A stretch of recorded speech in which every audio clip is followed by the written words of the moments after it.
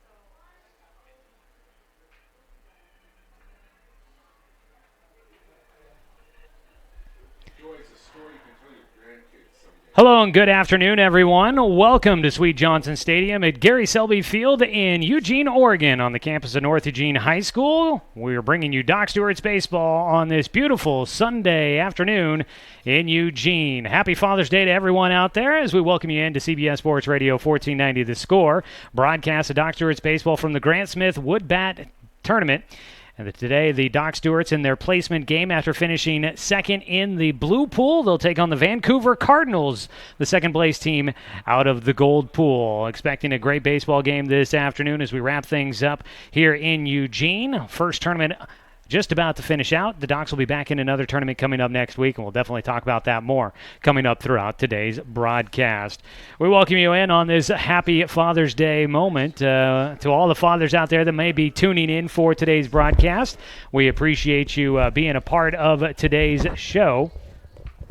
As we welcome you in to the contest, the Doc Stewarts coming in just snapped their 5-game winning streak last night as they lost against against the Eugene Challengers. The Doc Stewarts, the visiting team, yesterday. They lose against the Eugene Challengers to snap their 5-game winning streak, come in 5-2 overall this season. They'll take on the Vancouver Cardinals, a team that is a pretty good team according to all reports, and we look forward to seeing what they have for us here today. This is your Budget Lumber pregame show. Hopefully everybody having a great day. Budget Lumber, everything you need at great low prices. Budget Lumber on Diamond Lake Boulevard, where they strive to be lumber one.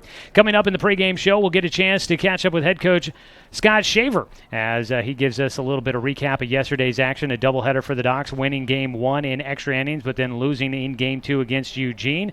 We will talk to him about that and about how he feels the tournament's been going for his Doc Stewarts here in 2018. We'll have that for you when we come back. A 2-minute break as we continue on with the Budget Lumber pregame show here on CBS Sports Radio 1490 The Score. This county is your home. But no matter where life takes you, Cascade Community Credit Union will be there whenever you need us. We'll be there with access to over 30,000 no-fee ATMs worldwide. We'll be there with an auto loan for your next vehicle.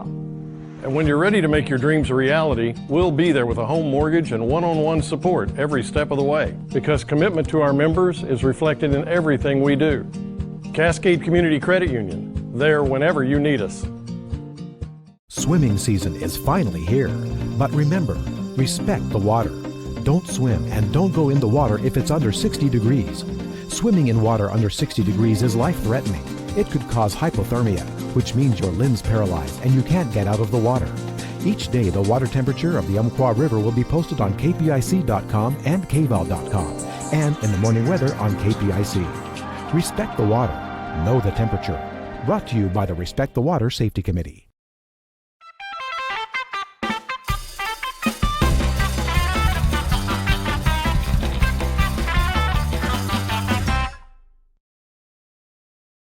Reese's Pieces. Popcorn with butter. Starburst. Popcorn. Okay. Skittles. Popcorn. Swedish Fish. Oh. Reese's Pieces. Best snack for movies? Oh, buttered popcorn. Okay.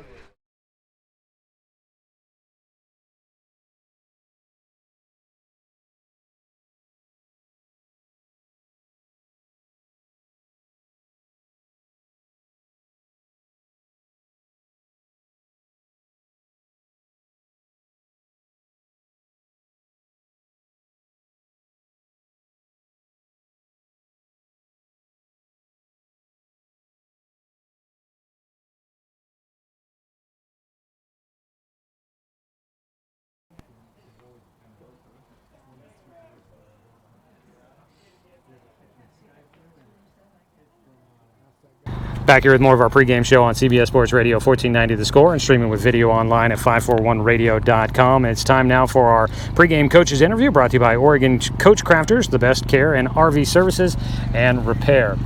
Head Coach Scott Shaver here with us. I promise this time when I introduce this in the segment before this, I'll try not to call you Troy Thompson. That just keeps rolling off of my tongue there. We do miss Troy during the summer, but Scott Shaver here with us. Coach, you guys, nice day yesterday at the ballpark. Had some really competitive games against some teams that you felt were kind of going to be a little bit of a step up in some of the competition you guys have seen so far. But yesterday's performance, get a walk-off win, get a game that you were close in, and then one inning, one swing of the bat really changes things. It makes it look a little bit more one-sided than that game against Eugene was. But evaluating the performance from these guys yesterday, how do you feel like they did? How do you feel like the results of those games worked out for you? I think we played a fairly good 15 innings. I was pretty happy with that. I think defensively we played very well. We had one letdown to allow Eugene to go 2-2. We didn't cover home, so that's just a mental thing we need to fix up. We did have some mental letdowns on the bases, things like that. But all in all, I thought we played 15 innings pretty strong.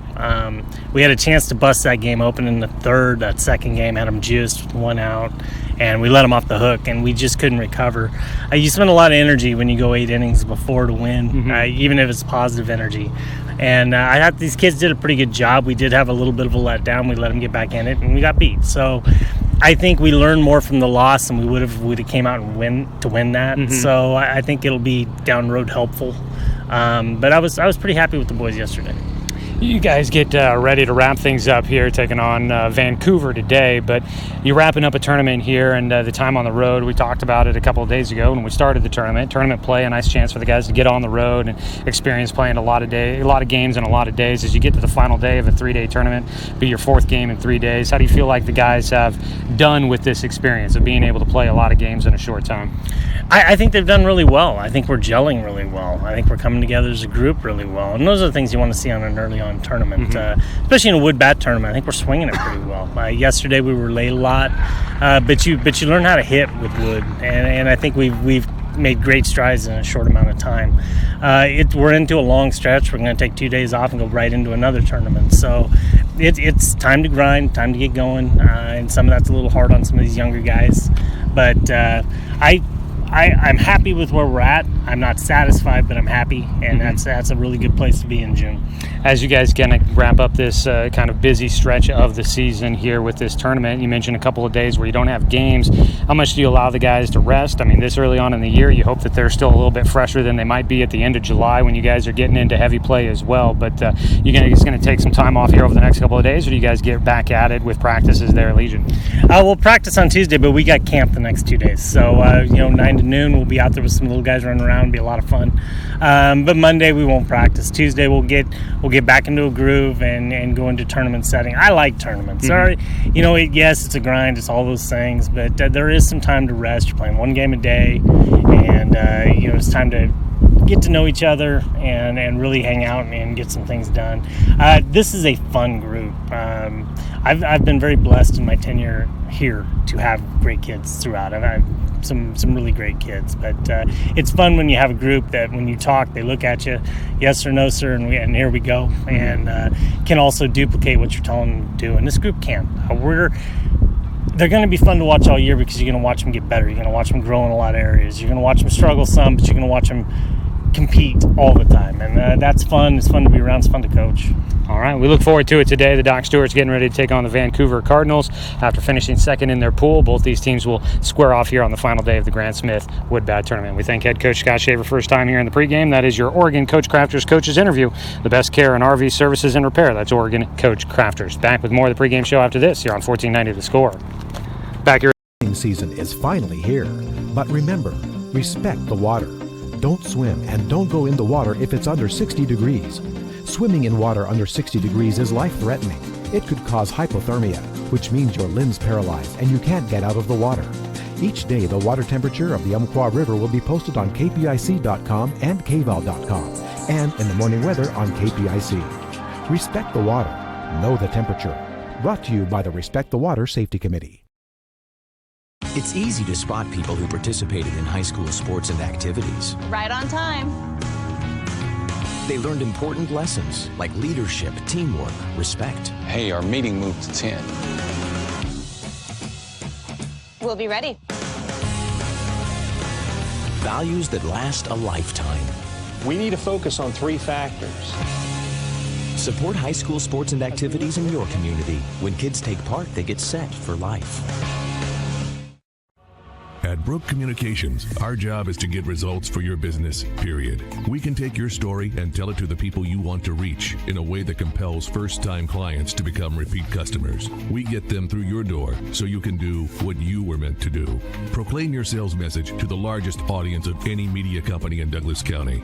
Brook Communications dominates through the power of 5 radio stations and 541radio.com. Results amplified. Locally owned. Brook Communications.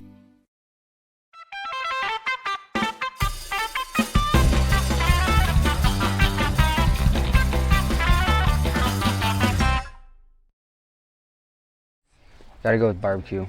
Cracked pepper. Spitz cracked pepper.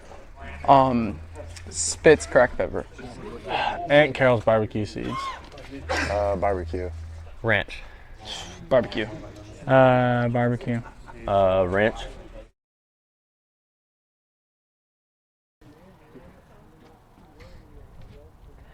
And we welcome you back here to Sweet Johnson Stadium on a beautiful day for some baseball, getting ready for the Doc Stewarts taking on the Vancouver Cardinals. Final game of the tournament for the Docs. They go 2-1 during pool play. That puts them at second place in their pool, losing against Eugene last night in the winner take the championship matchup. The Doc Stewarts falling 6-2 against Eugene yesterday after a 3-2 win over the Vancouver Mavericks in their first game of the day yesterday. Won in 8 innings, 3-2 on a walk-off error that scored Luke Lucido to give the Docs the victory.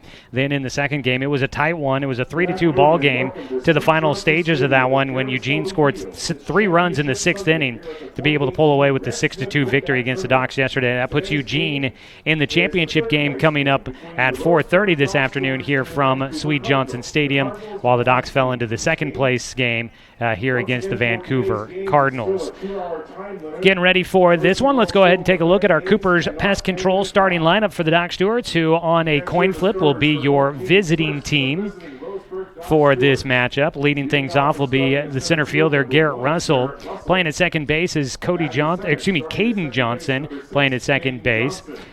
Jonathan Stone will be at first base, batting at third, followed by the DH Luke Lucido, who will hit for the pitcher Jay Stoffel. Zach Mandera plays at third. He'll hit fifth, followed by Cody Johnson, who will be at shortstop. The 7 hitter is Doran Gillespie in left field. The catcher is Gabe Burke. He'll bat in the 8th spot. And rounding out the starting 9, the right fielder, Jet Black. That is your Cooper's Pest Control starting lineup for the Doc Stewarts. Cooper's Pest Control, your locally owned bug assassins with great low rates. Give them a call at 673-0363. So that is a look at the starting lineup for the Docs, who will hit first here today. I may actually be mistaken on this one. Docs kind of look as if they are getting ready to take the field. Why don't we go ahead and give you the starting lineup then for Vancouver as well. We may see them hit first, which is going to mess up my scorekeeping a little bit here, but we'll see how they do this. Kind of waiting. These tournaments, Docs are going to take the field first, so they're going to be the home team today. Your Cooper's Pest Control starting lineup for Vancouver. It's Quadrice Teague leading things off, and Teague will play in left field. The second hitter is Kellen Bringhurst playing at third base. Batting third and DHing for the Cardinals is Ryan Pitts. He'll hit for the pitcher, and that is Miller. And find out the full name on that one. For the pitcher, and that is Alex Miller on the mound. Still learning the lineup here for the Cardinals. The first baseman, Brandon Merriweather, he'll play bat in the 4 spot. The catcher, Tanner Jock, will bat 5th. The shortstop, Noah Guyette, batting in the 6th spot. Cooper Barnum hits 7th. He'll play in right field. The catcher, Riley Bueller, will hit 8th, and the 9-hitter is Carter Stevens playing at second base. And that is your Cooper's Pest Control starting lineup for the Vancouver Cardinals, who will be the designated visiting team for the matchup. So we'll get ready for them to hit first. That's going to change a couple of things on the contest here. Let's see here. For my electronic scorekeeping, I'm going to have to find a way to, there we go. We will swap sides, and that'll put the Docs, there we go, out on the field. So we'll start with the Docs on defense. That puts Roseburg sophomore Jay Stoffel on the mound. Stoffel starting for the Docs. It'll be his second game out there this season. Jay Stoffel, 3 1/3 innings worked. He's got a 0-0 record, a 6.3 ERA. He's got 6 walks to 1 strikeout, kind of unlike him after what we saw from the high school season. So we'll see. We will see what he has for us here today against the Cardinals. Left-handed batter to lead things off, Quadrice Teague. Left fielder takes the first pitch high and away for ball 1. We're going to, for those that might be watching online, we are going to reset our score bug so that we have the right teams in the right spots. The 1-0 pitch is low. Makes it a 2-0 count here for Stoffel.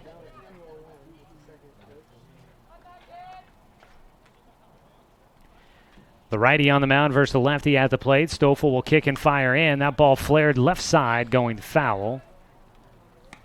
First strike of the outing for Jace on the foul ball. Teague stands back in. 2-1 count with the pitch coming. Delivery is in the dirt. Behind the plate here in today's game, Gabe Burke getting a chance to play.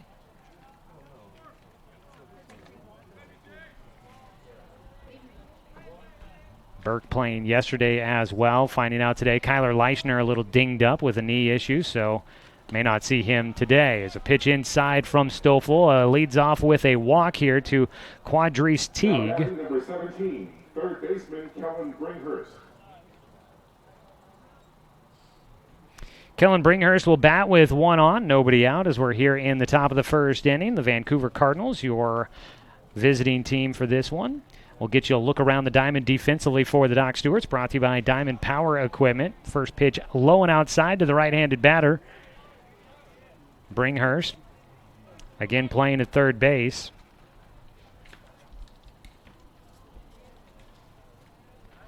A 1-0 pitch here for Stoffel out of the stretch. Misses high. Behind the plate, of course, Gabe Burke, just mentioned him. Catching today, as we look around the diamond, brought to you by Diamond Power Equipment. At first base, Jonathan Stone. At second base, Caden Johnson.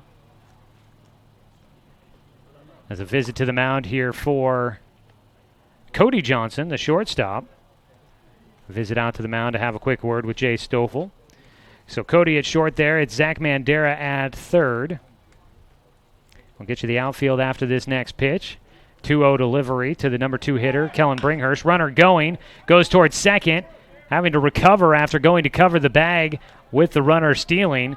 Caden Johnson will make the play and fires to first, only able to get 1 out with the runner taking off from first early. Into second base will go Teague into scoring position with one away. First ball in play in today's contest. Out at first, Caden Johnson to Jonathan Stone. In the outfield from left to right, Doran Gillespie, Garrett Russell, and Jet Black. A Roseburg High School heavy roster today for the Docs. One away, first pitch to the three-hitter. Low and inside for Jay Stoffel. Stone, both the Johnsons, Mandera, Gillespie, Russell, and Black. The only guy not out on the field not from Roseburg High School is behind the plate. That's Gabe Burke. The 1-0 pitch. Runner going, throw down to third. Low, tag applied, not in time. Stolen base for Teague. He gets into third. 90 feet from home. And the Cardinals are going to have the early advantage here with a man close to coming in and putting them in front 1-0. Swing and a miss. Strike one against the hitter Ryan Pitts, the DH. Batting for the pitcher Alex Miller. Another swing and miss for strike two. Beautiful day here. We will take a look at the weather report brought to you by Supercuts. 2-2 delivery from Stoffel. He gets a foul ball over the right side and out of play. Warm one here on this Father's Day. Oh, that's the wrong city there. 82 degrees according to my phone here in Eugene today. It's definitely mostly sunny. A few clouds out in the distance, but overhead here at Sweet Johnson, plenty of blue sky. Breaking ball, swing and a miss, drop third, strike. Throw down to first is in time to get the out, and the runner at third halfway down the line now will retreat. Teague goes back to the bag.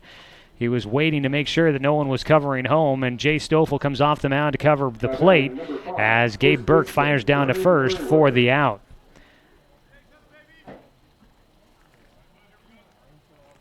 Two down, a big strikeout there for Jay Stoffel, his first of the game. That's a Joe's towing strikeout, and he gets a swing and a miss to Brandon Merriweather. The four-hitter falls behind 0-1 to lead off his at-bat. Line drive shot. It's going to take a hop on the infield, and trying to backhand it goes off the arm of Caden Johnson. A run will come in. Tough play to be made. He had to take it on a short hop as this soft liner hits on the infield dirt, and he had to try and glove that one on the short hop. It'll give him a hit up the middle. And that base knock for Merriweather will bring in the game's first run. 1-0 now the lead for the Vancouver Cardinals. Two away. Pitch high against the five-hitter Tanner Jock, who will stand in.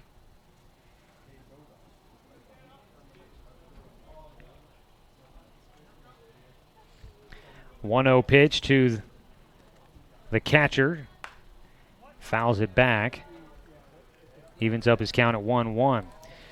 So a pretty warm day today here in Eugene. Warmest of the tournament, that is for sure. And your weather report brought to you by Supercuts in the Steelhead Run Plaza across from Starbucks on Garden Valley Boulevard. Save time and check out styles online at supercuts.com.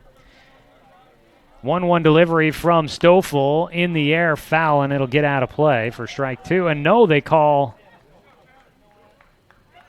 That must have been catcher's interference, the call on that one. That is, we've seen that a couple of times this season for the Docs already. I believe the other times they were against Zach Holland behind the plate. This time against Gabe Burke. So Tanner Jock will get on base. Catcher's interference. Two runners on, first and second, two away. Noah Guyette, the shortstop, will hit. Pitch outside and low for ball one. Well, not the start here. The Docs got two outs and hadn't given up a run. Now a single and a catcher's interference, putting two runners on.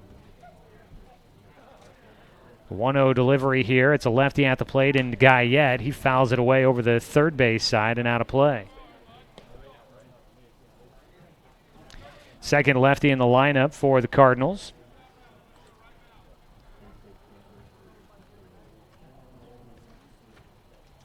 One delivery. Stoffel trying to get out of the top of the first with just a one-run deficit. He misses outside. 2-1 count.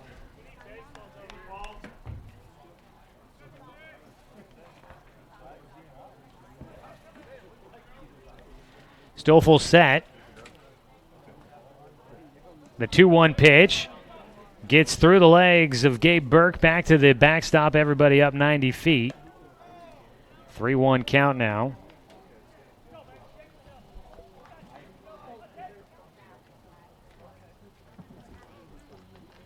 That one down in the dirt. We'll put it down as a wild pitch. Second and third for the Cardinals. The 3-1 is across for strike 2. So the Docs now close to finishing out this inning with 2 runners in scoring position. And just misses outside. Stoffel will issue his second walk of the first. 2 walks for Jay Stoffel. That loads the bases with 2 down. Could be a pressure moment here early on as the 7-hitter to the plate for the Vancouver Cardinals. First time the Docs have played this many games in such a short stretch of time. This will be their 4th game in 3 days. So I could imagine guys getting a little bit tuckered out by this point as a first pitch strike from Stoffel. Hot day as well. Got to find a way to get the energy up after playing a couple of days in a row for the first time this summer. The 0-1 pitch, a breaking ball, and Burke does a nice job to smother it behind the plate. Cooper Barnum standing in, the right fielder for Vancouver. Has the 1-1 count, bases loaded. Doc's playing back, looking for the out at any base. Pitch is outside. 2 balls, 1 strike here against the 7-hitter. Stoffel has been a little off with his pitches, has not been able to find the strike zone as consistent as he'd like. The 2-1 in the dirt for a 3-1 count. And now a visit to the mound for third baseman Zach Mandera. Teammates again with him from Roseburg High School. Zach and Cody, who went to the mound earlier, both part of the pretty much 3-man pitching staff that the Roseburg Indians employed during the spring season. Stoffel was the 3rd starter for the Indians. Ended up getting all-conference honors this year with the Indians as a sophomore. His 3-1 pitch, got to find the strike zone, and he does to make it a full count. Runners will be going with the bases loaded. Stoffel earning 2nd-team all-conference honors as a pitcher for the Indians. Runners go. The 3-2 fouled away. We'll do it again.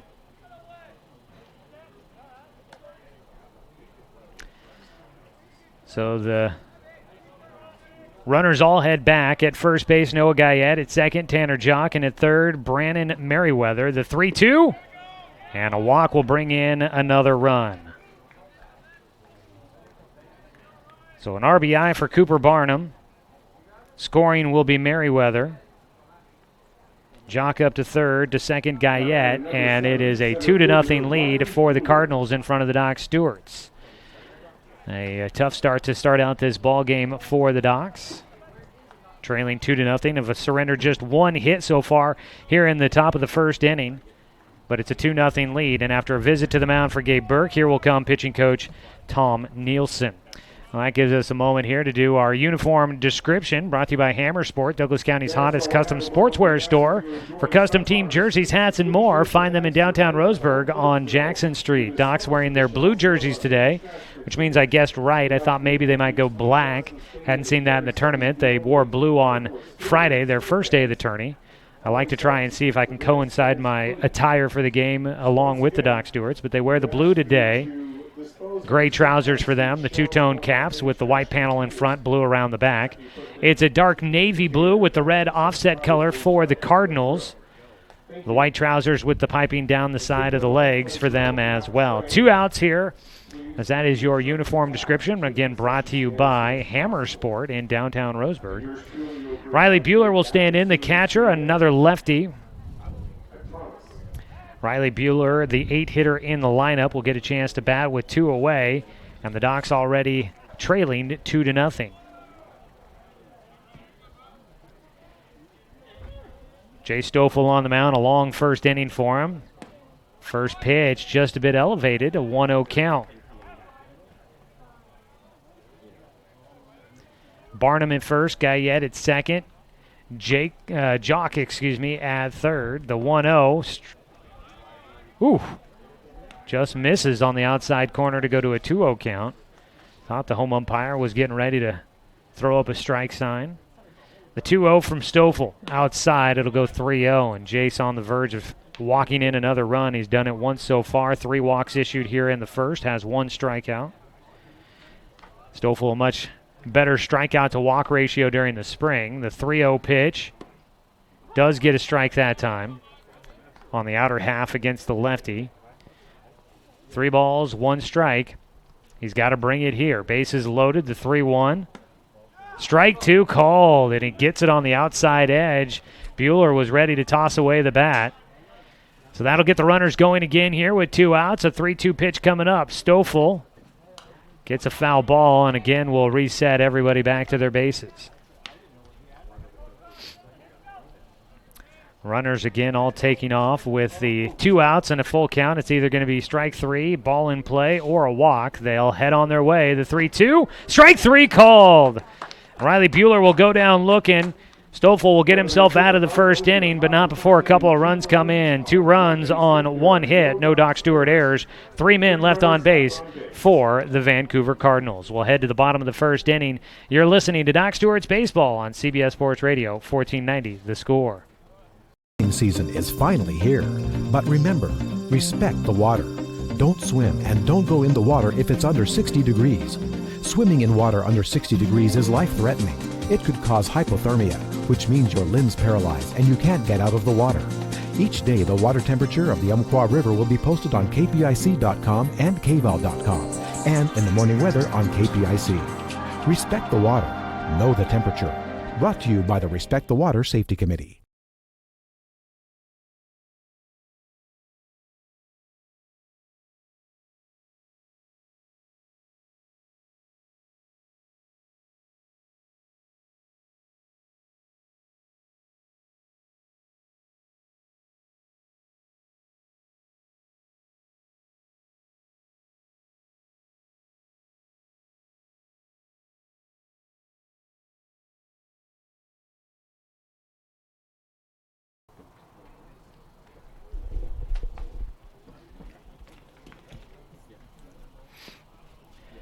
Bottom of the first inning, it's a 2-0 lead for the Vancouver Cardinals against the Doc Stewarts, the second-place teams from both pools, squaring off here on the final day of action from the Grant Smith Wood Bat Tournament in Eugene. Oh, let's take a look. At least we already gave you the starting lineup for the Docs. Taking a look at the 3 hitters scheduled to come up here in the bottom of the first as the Docs trail 2-0. It'll be Garrett Russell, Caden Johnson, and Jonathan Stone. They'll face a lefty on the mound, Alex Miller, as we take your look around the diamond, brought to you by Diamond Power Equipment, where the variety of outdoor power equipment is second to none. Miller on the mound. He throws into Tanner Jock behind the plate. Brennan Merriweather is out at first. At second base is Carter Stevens, Noah Guyette at short, and Kellen Bringhurst at third. In the outfield from left to right, Quadrice Teague. In center field is Riley Bueller. And in right field, you've got Cooper Barnum. Leading things off for the Doc Stewarts will be Garrett Russell. Has a 5-game hit streak going, has missed 1 game as Docs play. Actually, I think he's got a 6-game hit streak. He did get a hit in his last at-bat against Eugene, so he's got a 6-game hit streak going as he takes the first pitch for ball 1 and takes high for ball 2. Missed just 1 game so far this season. Has started every other game. He comes in batting .550, so he'll take a strike. .550 not too bad, but after hitting .692 to start the day yesterday, it's kind of a drop with his average. A 2-1 count to him. That one hits off the bat underneath his hands, right off that little button underneath his hands, off the end of his wood bat. Garrett will foul that one off. Just needed to pull the hands in a little bit there, and that one goes by for ball 3. But instead, it hits the nub of the bat for strike 2 on the foul ball. That one inside. I was wondering if they were almost going to call that one that it hit it on his feet, but apparently no one's going to argue the call, and it'll be a full count here for Garrett. The 3-2 pitch, ground ball up the middle, backhanded at second, misplayed, and unable to make the play at second base will be Stevens. And that ball in play on the ground hit or an error. Everybody's waiting. We're going to put it up as an error. So E4, that was a more routine backhand grand ball. Backhand never easy, but that one more playable than the one we saw earlier against Caden Johnson, where he had to range back behind second to try and get to it. So Russell reaches on an error to lead off the game. Always finds a way on base, it seems. Caden Johnson steps in, breaking ball from the lefty to the right. He cuts in at the shins, and he takes it for ball one. Caden Johnson enters the day, currently hitting .554. Doc's doing something new today, first time this season, wearing wrist guards to call out plays. Bunt down, it goes first base side. A little miscommunication on the bunt defense, and it's going to be a safe for Caden Johnson. He'll get on with a hit. Miscommunication between the first baseman and the pitcher. Neither knew who was going to end up taking that one on the bunt. It carried far enough that the first baseman could have got there, but he was trying to stay back to be able to cover the bag, and the pitcher was kind of hesitating, thinking the first baseman might get it, and they both hesitate enough that Caden Johnson able to beat out the play at first. He gets on with the bunt single. Garrett Russell up to second base. And the Docs will have two runners on with nobody out, and the Docs looking to try and cut into this two-run deficit that they've got here in the bottom of the first. At the plate, Jonathan Stone will hit. Stone played in 1 out of 2 games yesterday.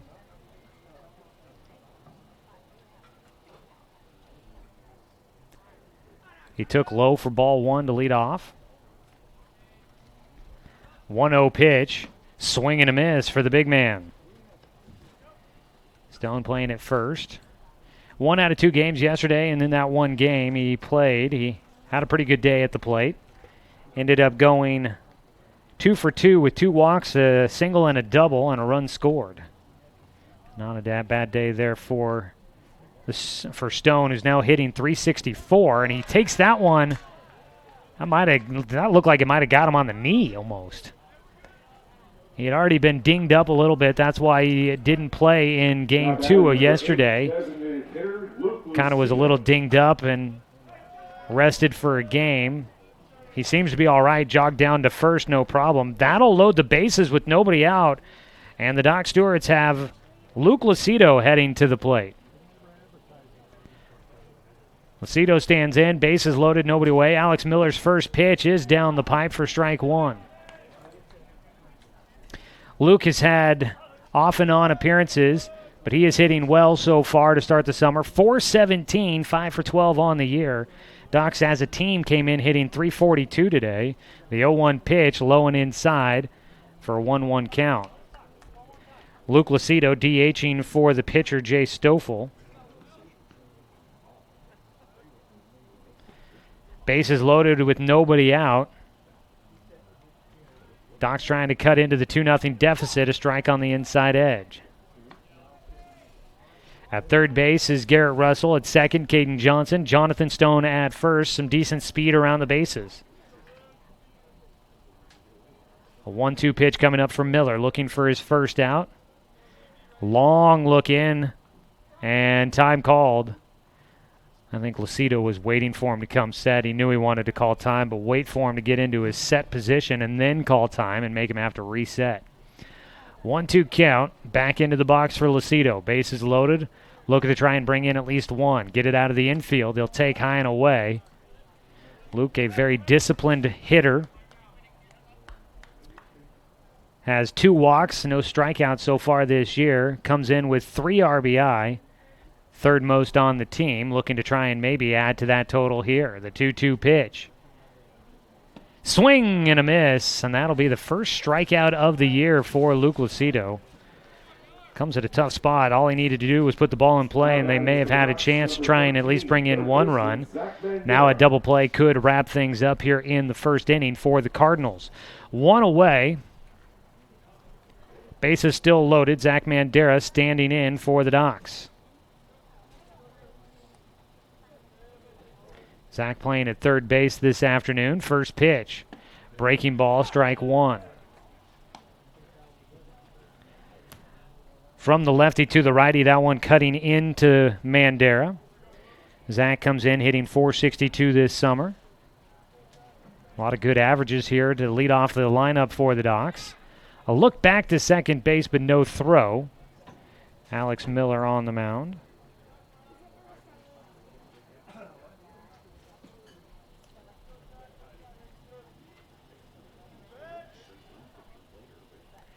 Oh, 1 pitch. Inside. Evens up the count. 1 ball, 1 strike. Bottom of the first inning. Docs trailing at 2-0. 1 away with the bases loaded. First 3 runners get on for the Docs here in the bottom of the first inning. Miller comes set. The lefty delivers. Inside, and that beamed Zach Mandera, second hit batter of the frame for Alex Miller, and Mandera picks up an RBI the hard way.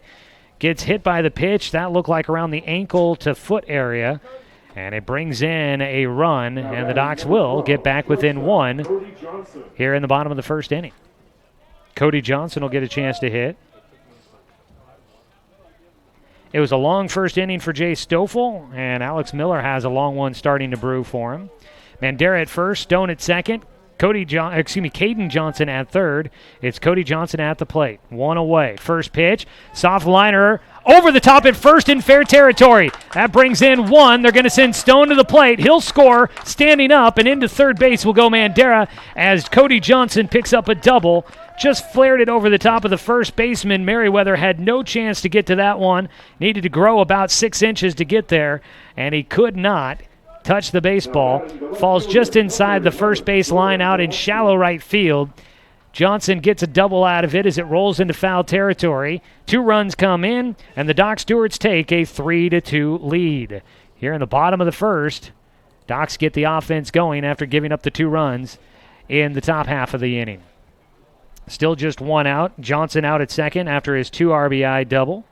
Mandera at third. Caden Johnson scoring and Jonathan Stone scoring as well for the Dr. Stewarts. At the plate will be Doran Gillespie. And the first pitch misses low for ball 1.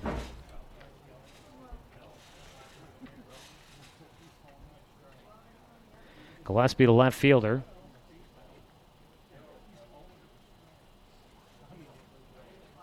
Stands back in with the 1-0 count. 3-2 our score here in the bottom of the first. Takes one on the inner half for strike 1. Gillespie, he's had a tough start to his season at the plate. His average has now fallen below 100. That is the lowest on the team along with Jacob Luther. Both guys trying to get some momentum going. Both playing at this level for the first time in their careers. The 1-1 for Gillespie, a swing and a miss. I'll put him at a strike 2 count. 1 ball, 2 strikes. Mandera at third. Johnson at second. 3 runs in so far for the Doc Stewarts.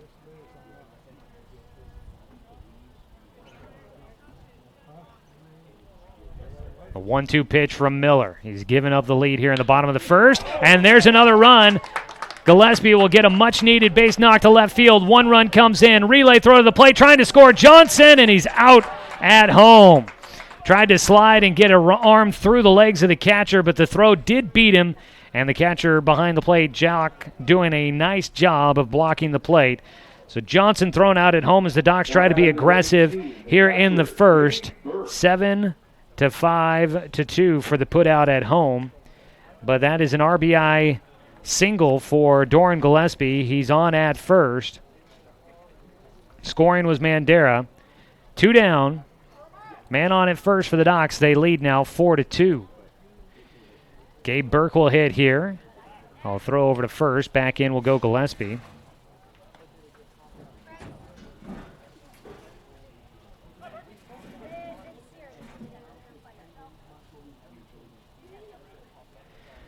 The first pitch for Burke, swing and a miss, strike 1. Gabe Burke, the catcher from Douglas High School. The younger of the Burke twins. May see Noah later on in this game on the mound. Gabe behind the plate. He takes strike 2 on the inside corner. Gabe comes in, batting .167. He's had limited appearances at the plate, 1 for 6 on the year. Got his first hit here at the Grant Smith Wood Bat Tournament.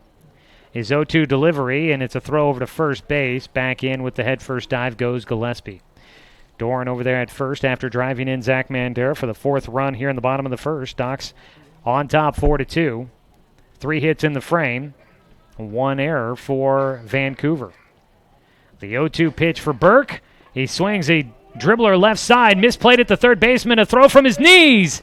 And that is in time to get Gabe Burke at first. And that'll wrap up things here in the bottom of the first inning. But the Docs get 4 runs in on 3 hits, 1 error, and 1 runner left on. We head to the top of the second inning. Docs in front, 4-2 on 1490 the score.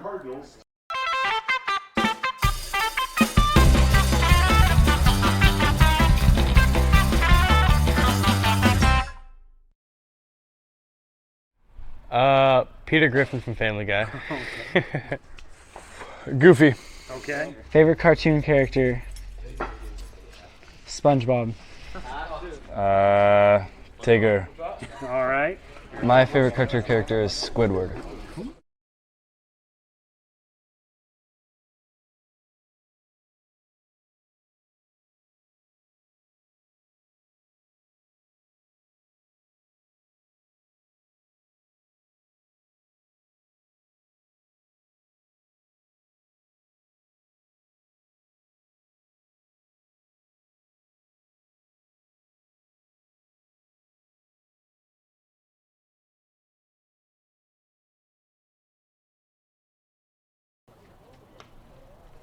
Radio guys gotta stick together, you know.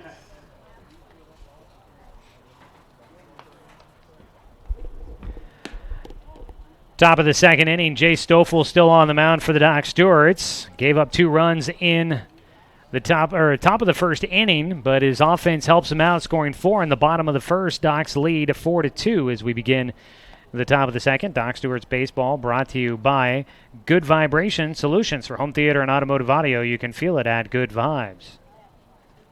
Leading off the top of the second inning for the It'll be the 9-1-2 hitters coming up for Vancouver. Second baseman, Carter Stevens. Stoffel see if he can fight his way back after a shaky start to this ball game. First pitch, fires in the dirt for ball 1.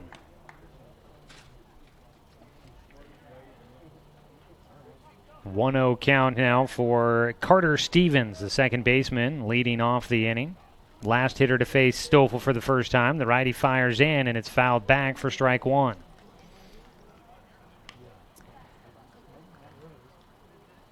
Breeze blowing through. I'm sure feels great for the folks out in the stands here today, up in the press box. We sure could use a breeze coming through. It's a 1-1. Catches the outside corner for a called strike. A toasty day here in the box. But it's a great view, so we can't argue with that. 1 ball, 2 strikes against Carter Stevens, a 9-hitter. Swing, and he fouls it away. It'll stay with a 1-2 count.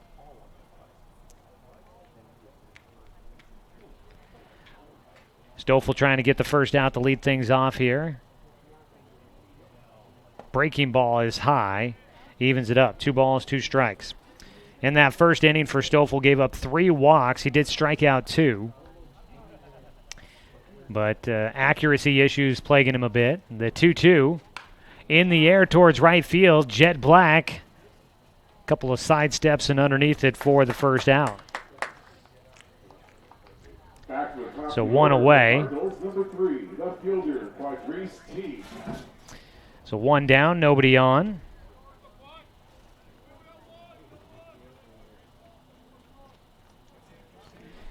Quadrice Teague, the left fielder, will stand in. He led off the game with a walk. Got to second base on a ground out and then stole third to get into the 90 feet from home and was able to come around and score on a single by Brandon Merriweather. He swings and misses at the first pitch from Jay Stoffel. So after the first time through, 3 lefties in the lineup for this Cardinals squad. 0-1 pitch, just a bit upstairs, and it goes to a 1-1 count. So far through the game, 2 runs on 1 hit and 1 error for Vancouver. The pitch in the dirt goes to a 2-1 count now for Stoffel against the leadoff man, Teague. For the Docs, 4 runs on 3 hits. I have it down as 1 error. I think the catcher's interference officially goes in as an error. That one missing low and outside. That's according to my electronic stat keeping things. I have a hardest time trying to remember all the intricate rules of scorekeeping when it comes to baseball. I know them fairly well, but there's a lot of things that go by me. Pitch outside, and that'll be the second walk issued to Quadrice Teague. Stoffel just does not have his number. Teague gets on for a second time. Now batting number 17, third baseman. So Teague, who's got great speed on the bases, saw him steal third earlier. He'll set up at first, see if he tries to take second quick. Stoffel can sometimes be slow to the plate. He fires the first pitch low and inside to Kellen Bringhurst for a 1-0 count. He has gotten better on that. Saw that during the high school season. A couple of teams that had some success running against him. I think he worked on being faster to the plate with runners on. The 1-0 pitch, swing and a miss. Foul ball, in fact. That'll be strike 1 here against Bringhurst. Bringhurst grounded out to second baseman Caden Johnson in the first inning. Second time hitting in his mini innings. 4-2 the score here in the top of the second inning. Doc Stewart's in front of the Vancouver Cardinals. 2 teams that finished second in their pools here at the Grant Smith Woodbat Tournament. Runner going on the 2-1. Pitch outside, thrown out of second from Burke. Just a little bit behind the runner, and Teague will get his second stolen base of the ball game. Came in as a ball. 2-1 count. Man in scoring position for the Cardinals as they try to get the lead back.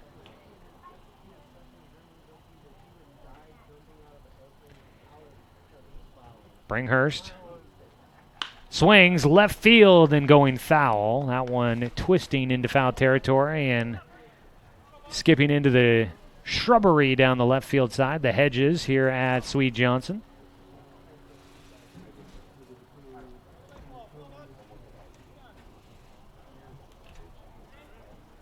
The 2-2, is in the dirt. It'll go to a full count. Already 4 walks in this ball game, and that does, as we peek down to the bullpen, does have somebody up and throwing for the Doc Stewarts. That could be Noah Burke, getting loose, just starting to get stretched. Full count pitch coming up for Bringhurst. Stoffel delivers. In the dirt, it gets by. Up to third base will go Teague. And on to first is Bringhurst. That is the 5th walk of the game for Jay Stoffel. That'll be something that they keep an eye on here early on. Stoffel struggling with his walk numbers. Again, very different from what he had during the spring season with the Roseburg Indians. But he entered the game with his walk numbers already high. He's got 5 so far, and Stoffel on the year now, 11 walks to just 3 strikeouts. Not a good number. Ryan Pitts in to hit. First pitch low for him. Ball 1.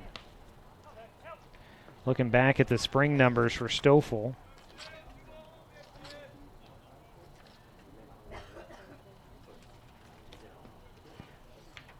A 1-0 pitch. Got jammed out into center field. Not going to be able to get there in time. Russell will catch. He'll throw into third as they'll let the run come home. And that'll be a bloop single for Ryan Pitts. 1 for 2 now for him after striking out in the first inning, and he drives in a run. 4-3 your score. First baseman Brandon Merriweather.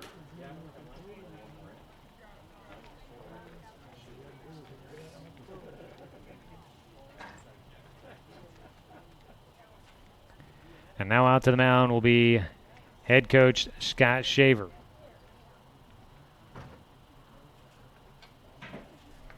And they're going to pull Jay Stoffel here after an inning and a third.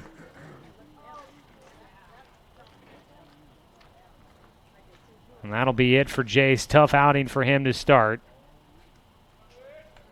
And they'll bring in Noah Burke, going to get a chance to hit, or a pitch, excuse me. He'll throw into his younger twin brother, Gabe Burke, behind the plate as we've got our first call to the pen, brought to you by Shelby and Migulena Construction, Douglas County's undisputed leader in the construction industry. Back after this 60-second break. You're listening to Doc Stewart's Baseball on CBS Sports Radio, 1490 The Score. Season is finally here, but remember, respect the water. Don't swim and don't go in the water if it's under 60 degrees. Swimming in water under 60 degrees is life-threatening. It could cause hypothermia, which means your limbs paralyzed and you can't get out of the water. Each day, the water temperature of the Umpqua River will be posted on kpic.com and kval.com, and in the morning weather on KPIC. Respect the water. Know the temperature. Brought to you by the Respect the Water Safety Committee.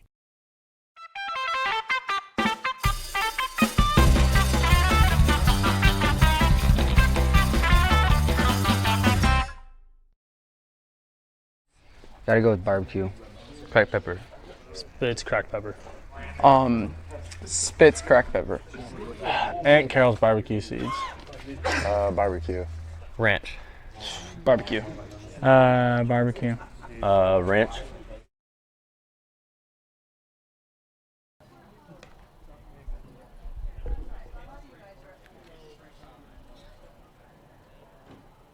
We've had our first call to the pen, brought to you by Shelby and Migulena Construction, your local leaders for any project, big or small. 30 years of quality, affordable work. Call Shelby and Migulena or visit their website, webuildhouses.com. Doc Stewart's currently leading 4-3. One run in so far against the Docs here in the top of the second inning. It was a 2-run first inning for Vancouver. The Docs would score 4 runs to take the lead. But now cutting the deficit back down. Vancouver back in the game with the game-tying run out at second. A ball high in the air out to left field for Brandon Merriweather against Noah Burke. It's caught. A throw to second. Gillespie trying to double off the runner at second base. It will not work. Bringhurst back in front of the throw. And that'll be the second out of this second inning. Noah Burke in on the mound. He'll throw to Gabe Burke, the twin connection there. That's something that they've done throughout the spring season, playing at Douglas High School together. So 2 down, Tanner Jock will stand in. The catcher takes for ball 1.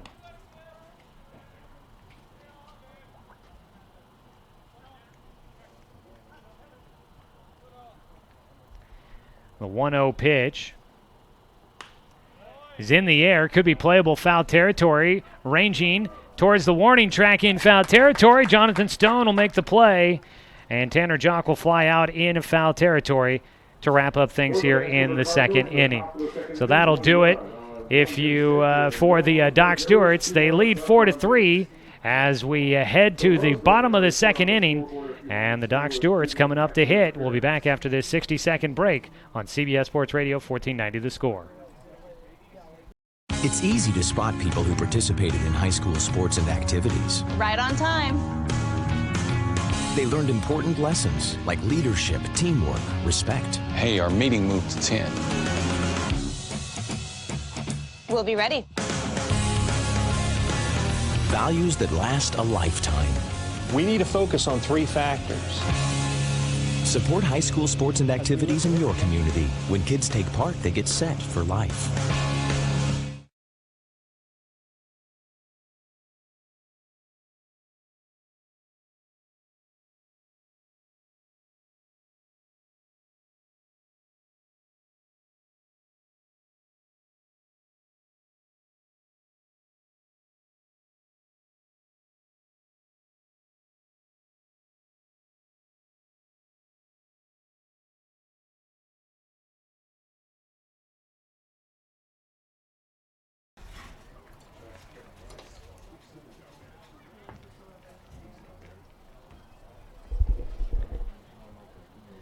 Leading off the bottom of the second 4-3 as we go to the bottom of the second inning. Doc Stewart's Baseball brought to you by Cruise Farms Market, now open for the season. Don't forget the pie.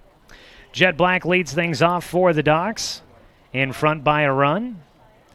First pitch to Jet on the outside corner for strike 1.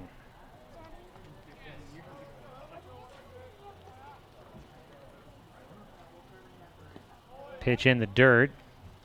Jet will have a 1-1 count.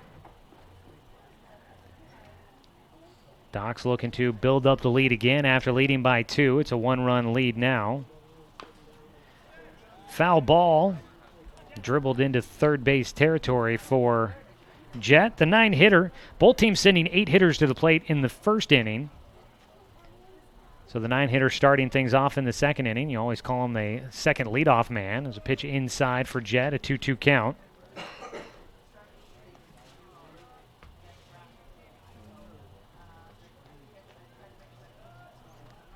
Miller on the mound. The 2-2 is into left field. Gets over the third baseman, Bringhurst.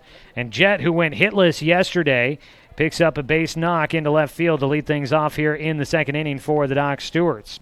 1 on, nobody out. Line drive shot into left field. And back to the top of the lineup. Yeah, Jet finished 0 for 6 yesterday in the 2 games, so nice to see him get ball off the bat in for a base knock here to start out the day here. Try and get him going again. He had been hitting very well to start the year, now batting .333 before that last at-bat there. Garrett Russell stands in.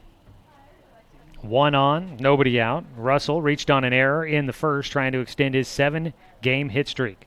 Throw over to first base. Jet got caught off guard, but he loses the baseball. That could have been the first out of the inning if Merriweather was able to hold on to the baseball at first. A nice pickoff move on the mound by Alex Miller. That nearly got Jet Black standing flat-footed.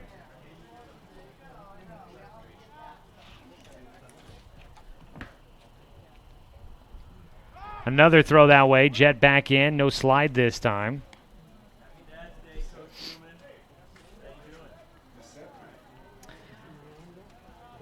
At the dish.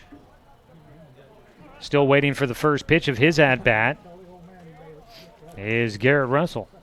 Finally a delivery to the plate. Russell, line drive into right field, gets in for a base knock. Jet up to second, and that will extend it to an 8-game, actually make it a 7-game hit streak. I think I said he had a 7-game hit streak. It was a 6-game. I was just predicting he'd get one in there. Now a 7-game hit streak for Garrett Russell, longest of the season for anybody on the team. Granted, it's only game number 8, so kind of hard to beat a 7-game hit streak here. Jet Black had come into the day yesterday with a hit in every game, but then went hitless in 2 games straight, so his hit streak came to an end. Caden Johnson stands in, runners at first and second with nobody out. He squares to bunt. He puts it in the air. It's trouble. It will fall down and goes into foul territory for strike 1.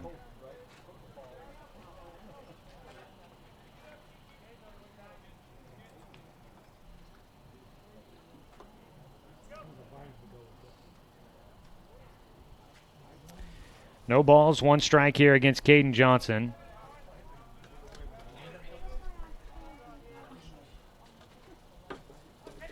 Oh, 0-1 count. Caden in there against Alex Miller, the lefty on the mound. And stepping out here after a long wait to get the signal from Jock behind the plate.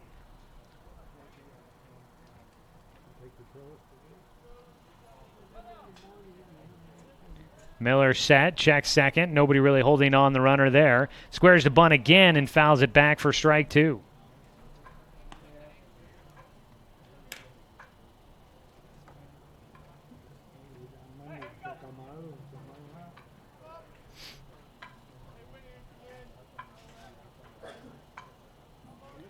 So now 2 strikes against Caden Johnson. Miller's 0-2 pitch, swung on, chopper towards short. They go to second for 1. The throw to first, not in time. A nice scoop at the bag by Merriweather to keep the ball from getting by. And that will hold the runners where they're at. First and third now for the Docs. Jet Black into third base. Out at second was Garrett Russell. 6th of 4, the put out there. 1 away. A fielder's choice, getting Caden Johnson on base. 1 for 2 today for him. Jonathan Stone will stand in. Was hit by a pitch when he was up earlier in the game. Throw over to first base. Johnson will go in head first.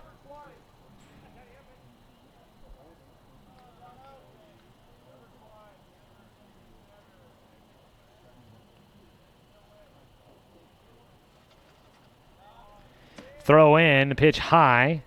1-0 count to start things off for Jonathan Stone.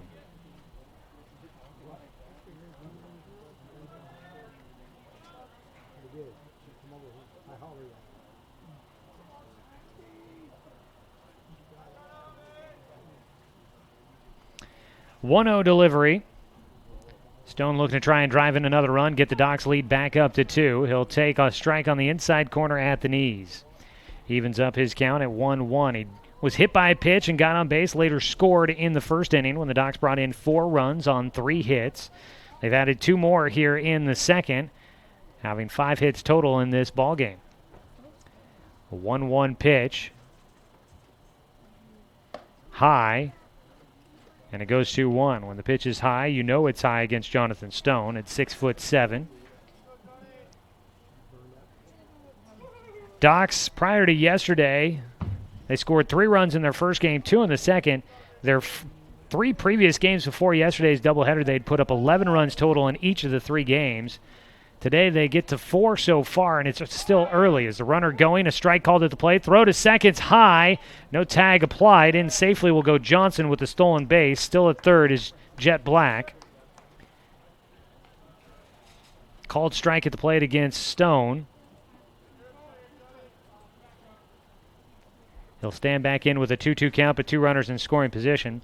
So the Docs trying to get some offensive momentum back after scoring 11 runs in 3 straight games, but then getting held to just 3 and 2 runs in 2 games yesterday.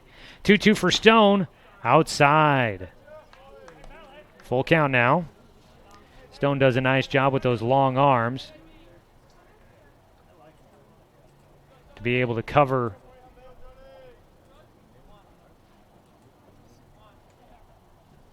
the 3-2 pitch, a swing and a miss for strike 3.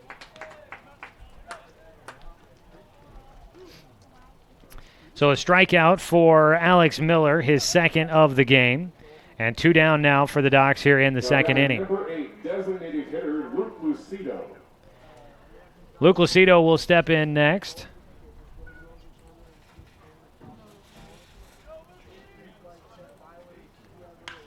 First pitch swinging for Luke. Out into right center on the run. The right fielder Barnum will get underneath it for the final out. Barnum on the run into the alley to make that play. Had to go a long way to get there, but Luke's shot will not get down. The Docs will leave 2 runners on in scoring position, and they're unable to come around to score anybody. Docs still leading 4-3, though, as we head to the 3rd inning. You're listening to Doc Stewart's Baseball on CBS Sports Radio, 1490, The Score. Douglas County is your home, but no matter where life takes you, Cascade Community Credit Union will be there whenever you need us. Through every adventure, we'll be there with access to over 30,000 no-fee ATMs worldwide. Through every triumph, we'll be there every step of the way with a home mortgage. And through all life's little quirks, we'll be there with one-on-one support to get you back on the road in no time. Neighbors are there for each other, and that's exactly who we are. Cascade Community Credit Union, there whenever you need us.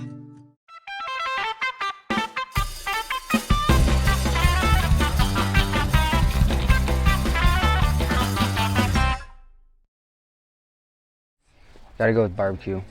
Cracked pepper. Spitz cracked pepper. Spitz cracked pepper. Aunt Carol's barbecue seeds. Barbecue. Ranch. Barbecue. Barbecue. Ranch.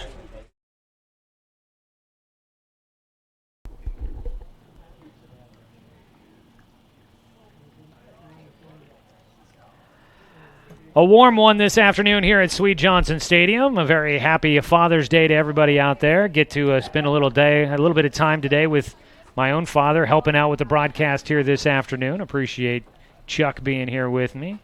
Hopefully everybody out there has been able to say at least a happy Father's Day to their pops today, if not getting a chance to spend some time with them and thank them for everything they do. Leading things off in the top of the 3rd, it'll be Noah Guyette who stands in against Noah Burke, who's come on in relief of Jace Stoffel. Burke's first pitch is low. Burke has faced 2 batters so far. He came in and closed out the 2nd inning for Stoffel, who pitched 1 1/3. 2-0 count now for Guyette, who's 0 for 0 in the game. The 2-0 delivery. Ground ball sharply hit first base side, but foul. 2 balls, 1 strike here against Guyette.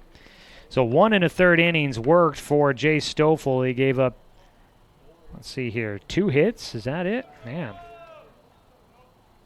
2 hits as a pitch misses, goes 3-1 now against Guyette, the shortstop. Just 2 hits. He gave up 3 runs. Walked 5, if I'm not mistaken. Yeah, that looks like it. Another ball fouled down the first base side. And Stoffel finishing with 2 punch-outs in the game.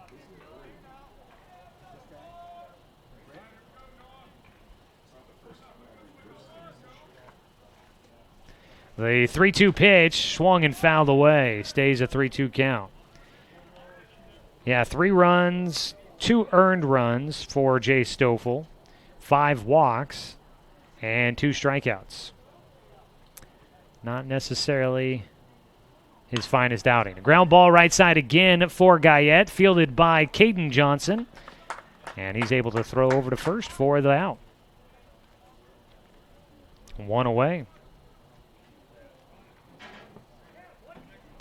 Burke has come in and retired 3 straight batters. That's what you like to see out of a guy out of the pen. Now batting number 19, right fielder, Cooper Barnum.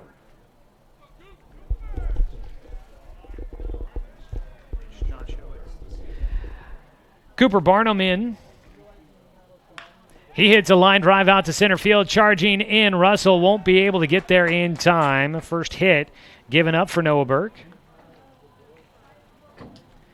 Single to dead center field. First pitch swinging for the righty, Cooper Barnum. The right fielder's now been on base twice. Drew a walk to bring in a run in the first inning. Gets on with his first hit of the game in his second at-bat. He's on at first. Riley Bueller, another lefty. The catcher will stand in. Squares to bunt, and he'll foul it away.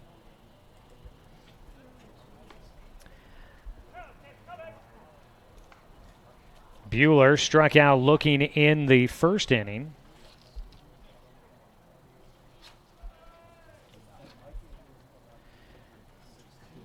The 0-1 pitch. Swung on into center field again. Russell drifting back a few steps will make the catch. Then staying at first base, Cooper Barnum back to tag up. 2 away. Now batting number 2, second baseman, Carter Stevens. The 9-hitter up next, Carter Stevens, the second baseman, 0 for 1 in the game. He flew out to right field. Noah Burke out on the mound. Good year in his junior season for the Douglas Trojans as he gets a check swing. Check swing and miss for Carter Stevens. 0-1 count for him. Burke voted first team All-League in the Far West League as a utility player.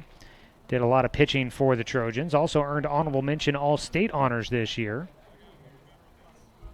Played last summer with the Umpqua Lions. The 0-1 is high for a 1-1 count. Back behind the plate, he's got his slightly younger brother, Gabe Burke, and I imagine those two getting a chance to play together, always fun. They've probably done it their entire lives as twin brothers. 1-1 pitch from Noah to Gabe. It's in the dirt for 2-1 count. For Noah this season, I believe this is just his second appearance on the mound for the Doc Stewarts.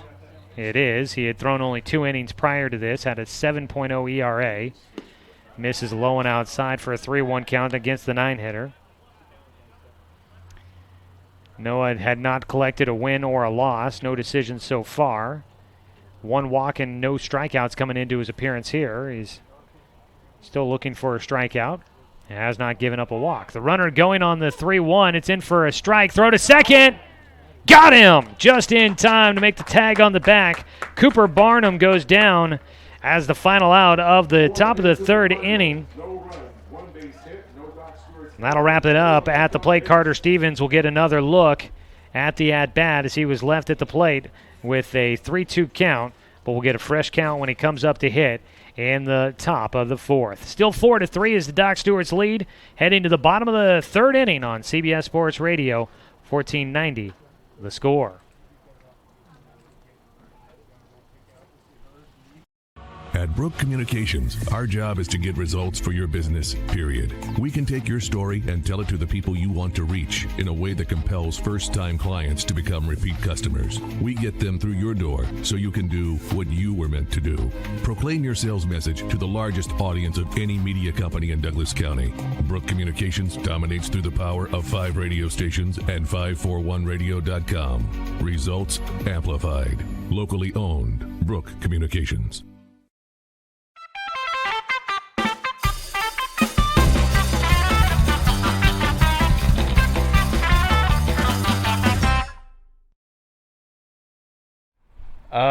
Peter Griffin from Family Guy.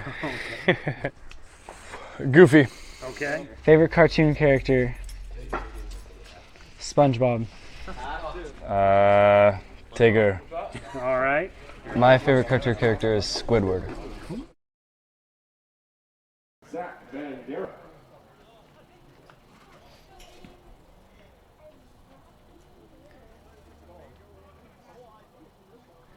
Zach Mandera leads things off for the Docs here in the bottom of the third. He takes the first pitch for strike one.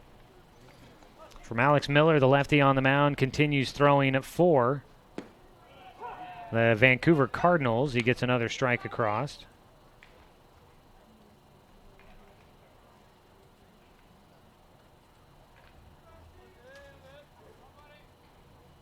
The 0-2, Mandera fouls it off. Oh, no, he didn't get a piece of it, but it gets by to the backstop.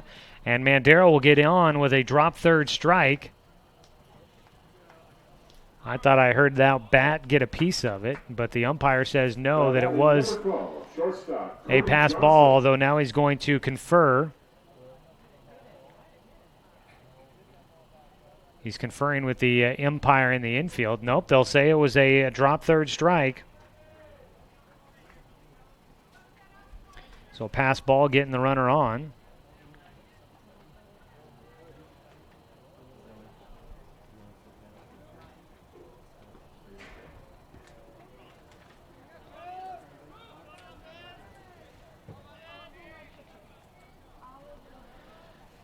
Out at first base, Zach Mandera, and they'll throw over that direction. Mandera back in safely. Cody Johnson hitting. He had a double to score 2 runs back in the first that gave the Doc Stewarts the lead. Mandera out at first. A moderate lead with the lefty on the mound. Ground ball, third base side, snagged by Bringhurst. He'll throw to second for 1. The throw to first, not in time. A nice job by Merriweather, who's flashed some leather at first, able to scoop that one out of the dirt. They get 1 out. That'll be Zach Mandera thrown out at second base with the force out. 5-4, the put out. Diving to get to the ball at third base. Bringhurst coming up with it, throwing to second from his knees to get 1 away. Fielder's choice will put Cody Johnson on at first. 1 on, 1 out. First pitch to Doran Gillespie, high in the air out towards center field. Backing up, the wind carrying that one a little bit, but underneath it, Bueller able to make the play. And there's 2 down with Cody Johnson still on at first. Gabe Burke will step in. 0 for 1 today for Gabe. Grounded out to third base his first time up.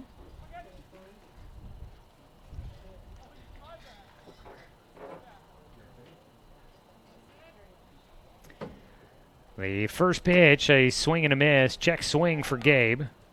Wanted to try and pull that back, but got the hands moving too much to do so.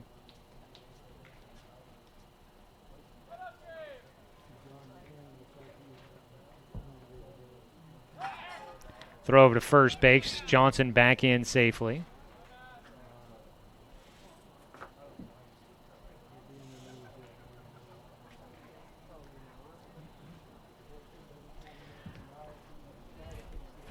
The throw to the plate from Miller is high. 1-1 count. Gabe Burke, the 8-hitter. Jet Black waiting on deck. Doc's leading a 4-3 against the Vancouver Cardinals. Coach Shaver having Gabe step out of the box to re-give him the signal. A 1-1 count. Alex Miller's delivery to the plate. Low and inside. Ball 2. Neither team with really much offense since the first inning. Just one run in the second for Vancouver. The only run across since the first for either side. We're here in the bottom of the third. Miller's pitch in. Strike 2 called. Catches the inside corner right about thigh high for Gabe. And a 2-2 count for the Doc Stewart's catcher. Looking to try and keep the third inning going. Runner going. The pitch inside. Ball 3. Throw down to second. Cody Johnson in standing up. He gets by the swiping tag from the second baseman, Stevens. And a stolen base for Cody Johnson gets him into scoring position. At the plate for Gabe Burke. Now a full count coming. Alex Miller trying to wrap up the third inning with the next pitch. 3-2 delivery. Strike 3 called. Burke will go down looking. And that is strikeout number 4 on the day for Alex Miller. We head to the top of the fourth inning. Doc Stewart still hanging on to a 1-run lead, 4-3. So we go to the top of the fourth inning. Doc Stewart's in front on CBS Sports Radio, 1490, The Score. Season is finally here. But remember, respect the water. Don't swim and don't go in the water if it's under 60 degrees. Swimming in water under 60 degrees is life-threatening. It could cause hypothermia, which means your limbs paralyzed and you can't get out of the water. Each day, the water temperature of the Umpqua River will be posted on kpic.com and kval.com, and in the morning weather on KPIC. Respect the water. Know the temperature. Brought to you by the Respect the Water Safety Committee.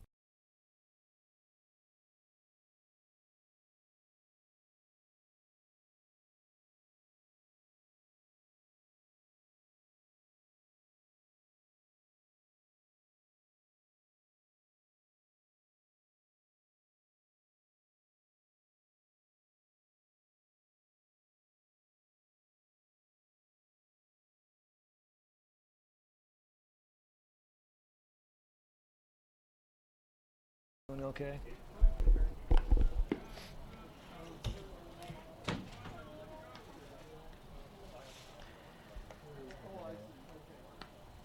Four to 3 the scores. We start the fourth inning. Doc Stewart's baseball here on 1490 The Score, brought to you by optometrist Dr. Bonnie Gower. She's here to open your eyes to more options when it comes to your vision. To find out more or to schedule your appointment, call 440-2590. Doc Stewart's on their second pitcher as we had a call to the pen brought to you by Shelby and Mid-Atlantic Construction earlier in the game. Jay Stoffel started. If he had been able to stay in the game, he was in line to pick up a win, but only going an inning and a third. Right now, if Noah Burke stays in this game for any distance, he's already pitched an inning and 2/3. If he maybe gets another inning or so underneath his belt, could be in line to pick up his first win of the season. Be kind of a scorer's decision on this one to see how things go, but the Docs also have to, of course, stay in the lead. Right now in front by 1 run. Leading things off, the 9-hitter, Carter Stevens. He was at the plate in the third inning when Cooper Barnum was caught stealing to finish off the inning, so he gets a chance to hit again, and in fact, they'll actually bring in a new guy to hit here. He fouls one down the left field side and out of play for strike 1. So it is a pinch hitter for Carter Stevens, the second baseman. That looks like it is Trupp. Getting a chance to hit here. Jacob Trupp, a lefty standing in. Swings at the second pitch, and he puts it high in the air for the shortstop, Cody Johnson, fighting the midday sun underneath it for the first out.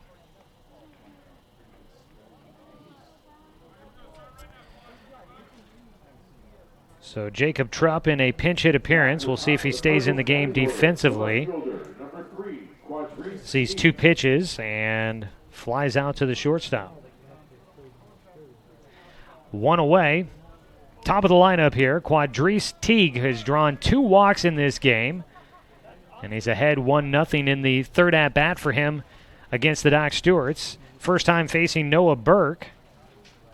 Burke misses high for a 2-0 count. Teague, not a overly big guy, so his strike zone a little bit smaller, but it seems as if the Docs pitcher's just afraid to throw strikes to him.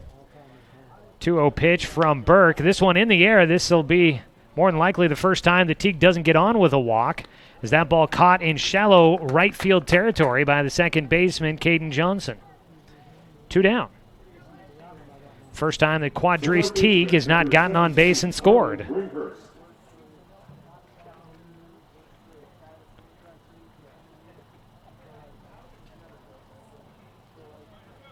Two down. Noah Burke looking for a 1-2-3 inning as Kellen Bringhurst will step in. First pitch, a breaking ball catches the outside corner. 0-1 count. Breeze blowing out to center field right now for us here at Sweet Johnson. It has been doing that or blowing left to right across the diamond pretty much every game that we've been here. Pitch gets by on the outside edge, a 1-1 count for Bringhurst. It's been very breezy in Eugene the last couple of days. It's been nice, though, on some hot days. Pitch inside, 2-1 now for the third baseman, Bringhurst. Base is empty with 2 down. Top of the fourth, Docs leading 4-3. Noah Burke's 2-1 pitch, low and outside for ball 3.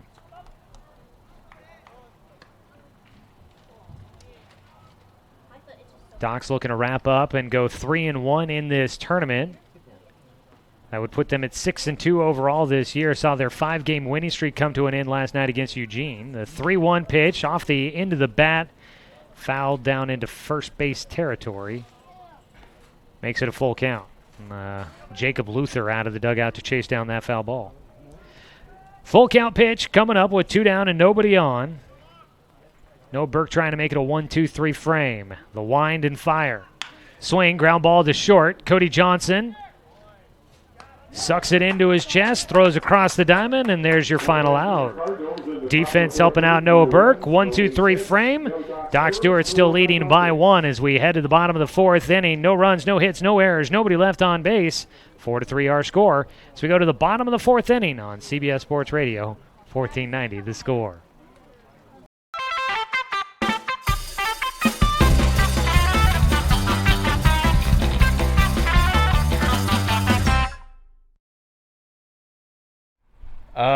Peter Griffin from Family Guy. Goofy. Okay. Favorite cartoon character? SpongeBob. Tigger. All right.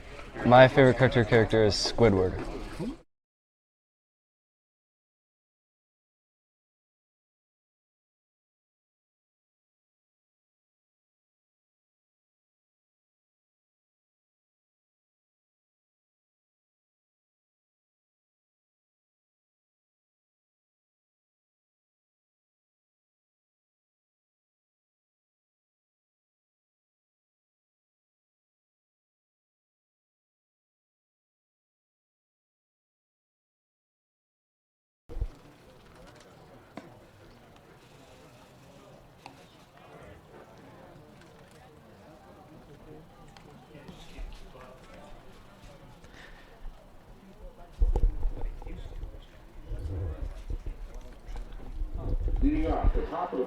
Going to the bottom of the 4th inning, Doc Stewart's baseball here on 1490 The Score.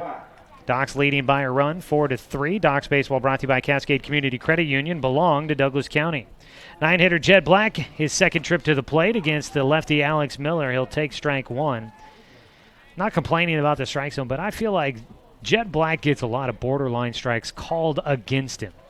So the 0-1 is on the inside edge for called for strike 2. Not complaining about the strike zone today. In past games, it feels like it's been a pretty big strike zone for Jet this season. Kind of weird. He has started out hitting very well for the Docs, though, but he will take 3 straight pitches and goes down looking. Back-to-back strikeouts dating back to the last frame for Alex Miller. He's got 5 in the game, and he's got 1 away here in the bottom of the 4th inning. Jet Black goes down looking. 3 straight pitches for him. Didn't take the bat off his shoulder. 1 away, top of the lineup, Garrett Russell hitting. Has a 7-game hit streak now, 1 for 2 today. Squares to bunt, wanted to try and bunt his way on. He did offer for strike one. Garrett more than happy to lay down a bunt third base side, a drag, and try to get down the baseline before the third baseman can make the play. Third baseman now coming in a little bit, and Russell not showing, and he'll take high for ball one. Garrett 1 for 2 here today, so that'll keep his average at the moment above 500. That is tops on the team, and he's also got the most at-bats on the team. The 1-1 in the dirt for a 2-1 count. Russell with 25 at-bats coming into today. Zach Holland had the second most plate appearances. I should say he has 25 plate appearances. This is the 2-1 pitch. Chopped it towards second. Could be trouble with Russell's speed. Fielded. The throw to first. Not going to be in time. An infield single for Garrett Russell. And I mentioned he's been hitting well, but it's been kind of plays like that that have gotten Garrett Russell on base. He hasn't necessarily been crushing the ball all the time, but those 50-50 plays on choppers that are weakly hit through the infield, his speed is coming into play, and he's been able to get himself on base. And see if that is, in fact, no, I believe that's going to be somebody new at second base. Trupp had the pinch hit as a pitch misses for ball one against Caden Johnson. I believe that's 17 out at second base. That would be Bringhurst. They may have moved him around. Actually, they may have a new catcher. They got a new catcher, it looks like, back there. No, that's 12. That's Jock. The 1-0 pitch. Strike on the inside corner. So who's at third? Again, I will be an advocate for baseball jerseys always having a number on the front side. It makes it a lot easier to figure out who guys are. A 1-1 count for Caden Johnson. Johnson 1 for 2 on the day. Reach base twice, though. Swings and misses for strike two.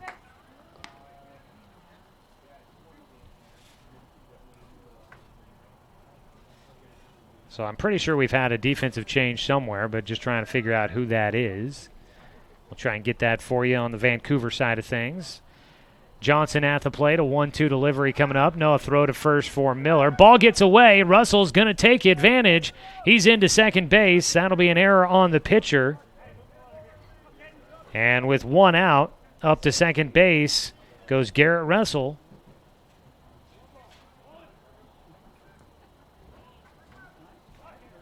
Into scoring position for Caden Johnson at the plate, trying to pick up an RBI. The 1-2 pitch. Swing and fouled back. Say that was 17 at second there, Bill? So Bringhurst is at second. Stevens was the one that got pinch hit for in the top of this inning, the fourth. So it looks like he's come out of the game. We'll see maybe Trupp stayed in at third. Step off the rubber for Miller, checking on Russell out at second base. Well, 1-2 delivery for Caden Johnson coming up. Swings, hard hit towards third. It goes off the glove for the third baseman. Russell into the bag and on safely at first. Will go Johnson. He'll reach on the air. Hard hit ground ball, but it was right at the third baseman who couldn't get the glove on it. We have a defensive change for the Vancouver Cardinals. Number 17, Kellen Brinkhurst, is moved from third base. So it looks like Brinkhurst at second. Still trying to figure out who's at third base there. Now batting for the Docs, Stewart. Docs will bring Jonathan Stone to the plate. Runners on the corners with one away. First and third. Couple of errors in this ballgame. 3 total now for the Vancouver Cardinals. Docs took advantage early, but they haven't scored since the first inning, trying to add to their lead on top 4-3 here in the bottom of the fourth. Alex Miller's first pitch to Jonathan Stone, low and inside for ball one. Out at first, Caden Johnson took a couple extra steps and was watching the catcher, but does not move from his position at first base. Nobody throwing for Vancouver. Docs have somebody down in the bullpen, but nobody throwing. The 1-0 for Stone. Out towards right field. Could have a chance to get down. It will. Russell will score. He was headed back to third to tag, but he'll get in easy standing up. The right fielder, Barnum, had to get to it, and he throws into second base to try and get Caden Johnson, who also froze with that ball, looking like it could possibly have been caught. Jonathan Stone gets his first hit of the afternoon. He's been on base now twice, but he drives in a run. Docs lead 5-3 over the Cardinals.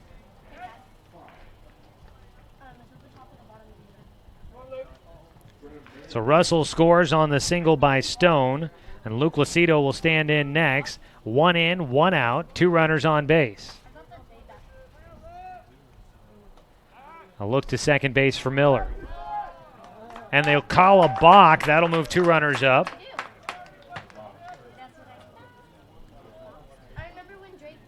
Tried to go with the jump spin to second, and the umpires didn't like the way it was executed.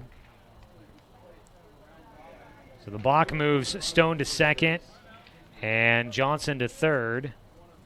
Sounds like Jacob Trupp, the number 25 at first now. It's a ball fouled back for Luke Lucido, and 5 at third.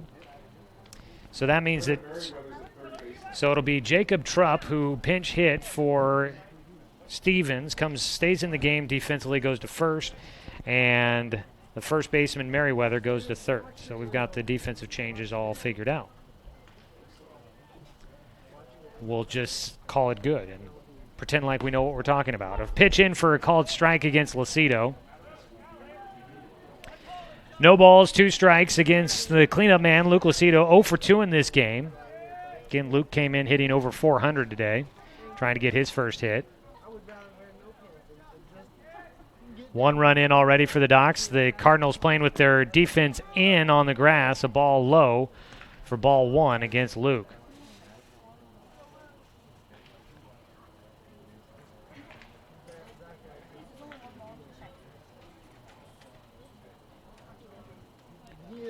One-two count for Lucido. Runners at second and third. Check swing. They'll appeal. No, he did not go around. Luke will have a 2-2 count.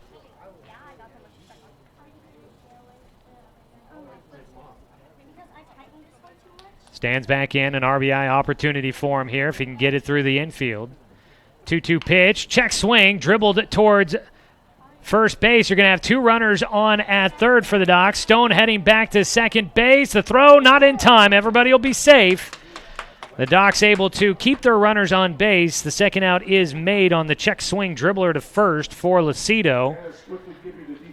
But the Docs maybe a chance to try and bring in a run. The first baseman, Trupp, he was looking to the plate. He would have had an easy throw to the plate to try and get Caden Johnson.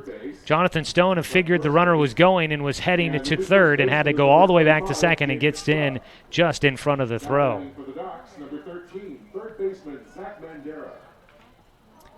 Zach Mandera in with 2 outs.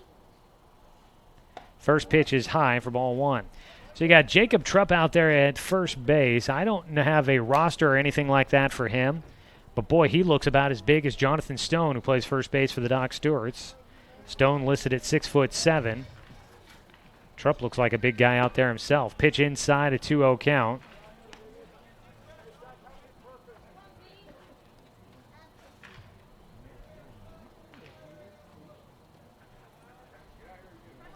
Two balls, no strike against Zach, who is 0 for 1 in this game. Was hit by a pitch to drive in a run in the first.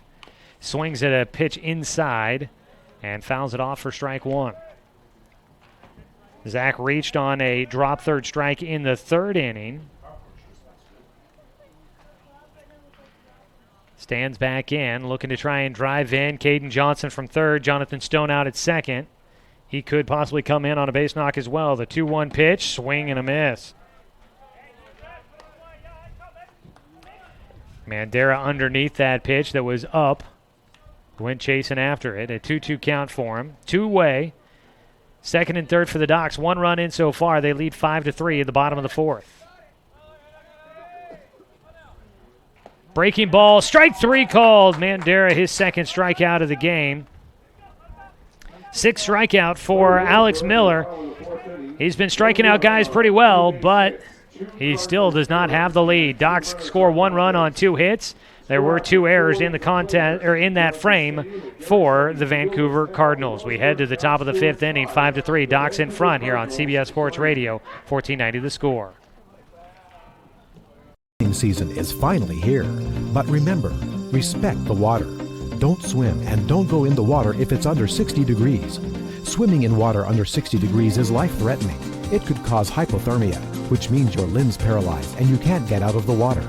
Each day, the water temperature of the Umpqua River will be posted on kpic.com and kval.com, and in the morning weather on KPIC. Respect the water. Know the temperature. Brought to you by the Respect the Water Safety Committee.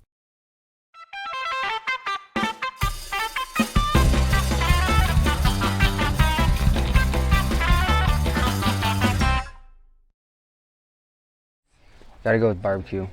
Cracked pepper. It's cracked pepper. Spitz cracked pepper. Aunt Carol's barbecue seeds. Barbecue. Ranch. Barbecue. Barbecue.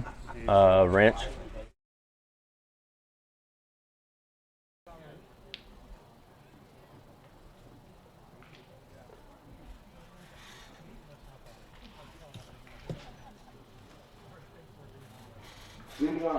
Start the top of the 5th inning. Ryan Pitts will lead things off for the Doc Stewarts. Noah Burke still pitching for the Docs. He's now got a 2-run lead to try and protect. 5-3 the score. Docs baseball today brought to you by Fisher's Hearth and Home, serving Douglas County for over 30 years. With the largest selection of wood, gas, pellet, and electric stoves and fireplaces, Fisher's Hearth and Home.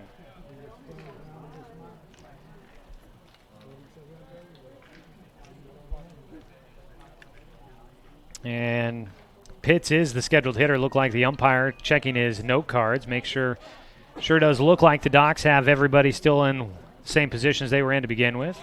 Breaking ball from Burke to Burke, outside for ball 1.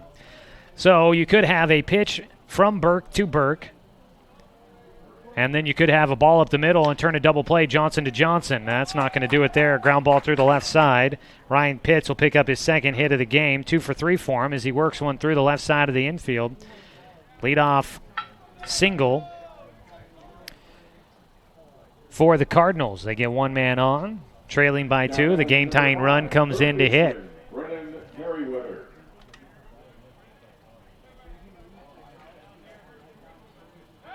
Throw over to first base. Ball gets thrown away, goes all the way to the hedges.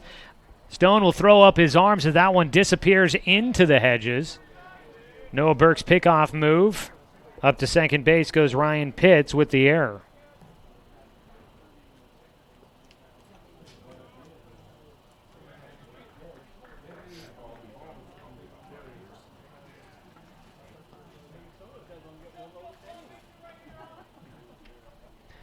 So now man at second base with nobody out. First pitch, a swing and a miss for Brandon Merriweather.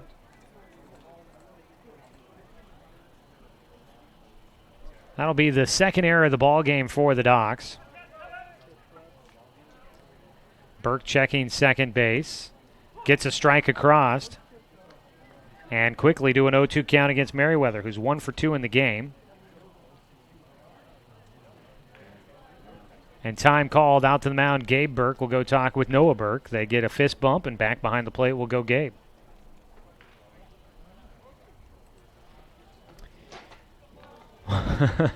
Happened to look down to the dugout. Peyton Hope was going to run some baseballs out, and he slipped with his cleats on the edge of the step and almost bit it over there. Hopefully he's all right, but that got me to chuckle a bit. The 0-2 pitch, breaking ball, swung on and missed, and a nice job behind the plate by Gabe to dig that one out of the dirt. A clean strikeout for Noah, his first of the game. And that is another Joe's Towing strikeout. Don't strike out when you get stuck. Call Joe's Towing, your local professionals. 1 away. Up to bat next will be Tanner Jock, the catcher. Takes a pitch just a little bit upstairs for ball 1. Tanner Jock is 0 for 1 today, I believe. I don't believe you count the at-bat with the catcher's interference. Ground ball left side. It'll get into left field. Through. They're going to try and send the runner. No, he'll hold. As the throw comes in, they keep the runner at first and the runner at third. They've got him on the corners with one away.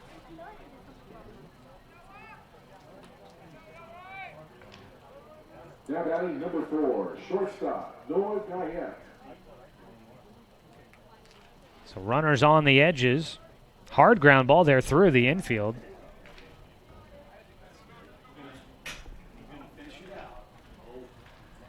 First and third for the Cardinals. A visit out to the mound now for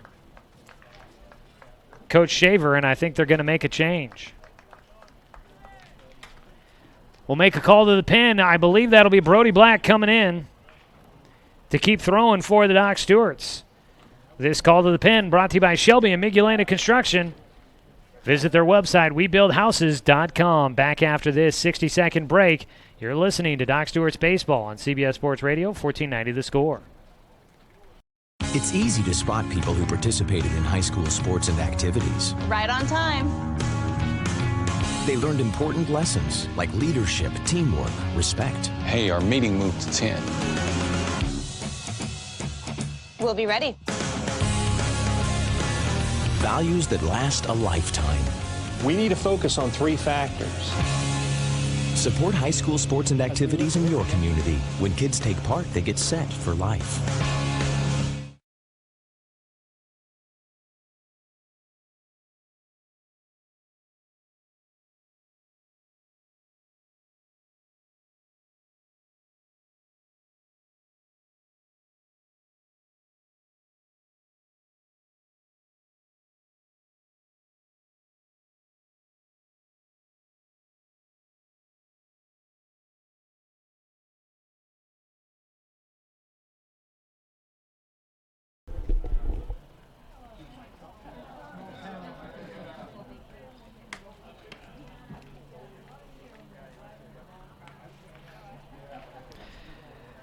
Come back here, top of the 5th inning. Docs leading 5-3. They're going to make the move to Brody Black on the mound.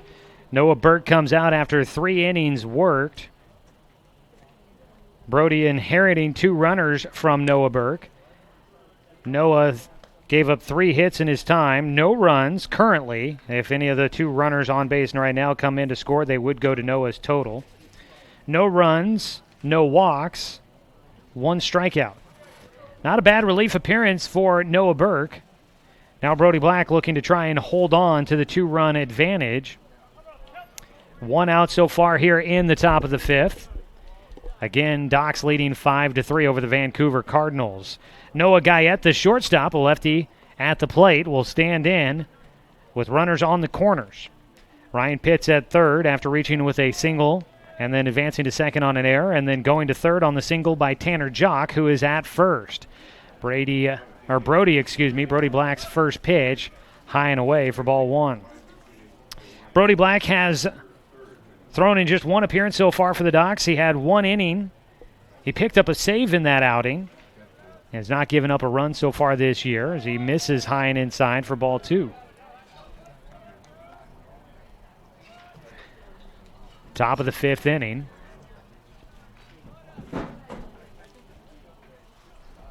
The 2-0 pitch, high again for a 3-0 count.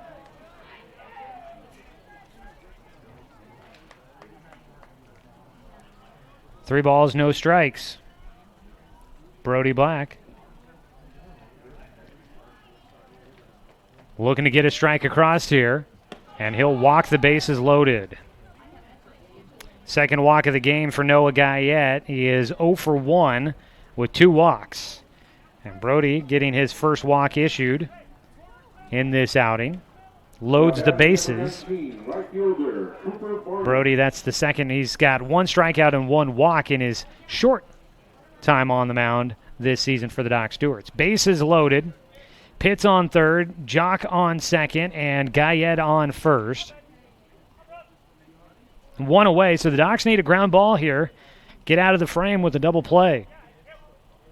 Currently leading 5-3, trying to hang on to it in the later stages of this contest. Brody will come set, working out of the stretch, kicks and fires a fastball on a swing and a miss out of Cooper Barnum. Barnum 1 for 1. Had a single back up the middle, but was caught stealing in the third.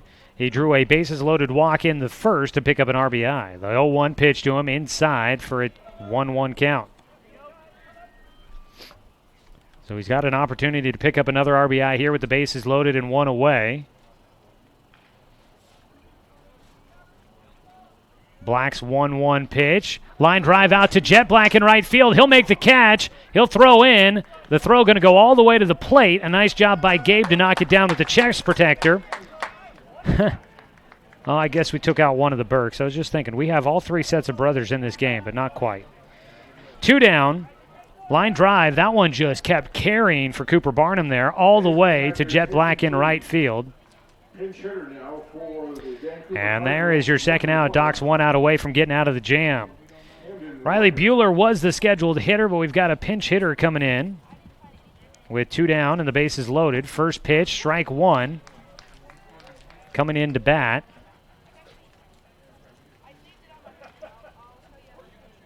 It is Ryder.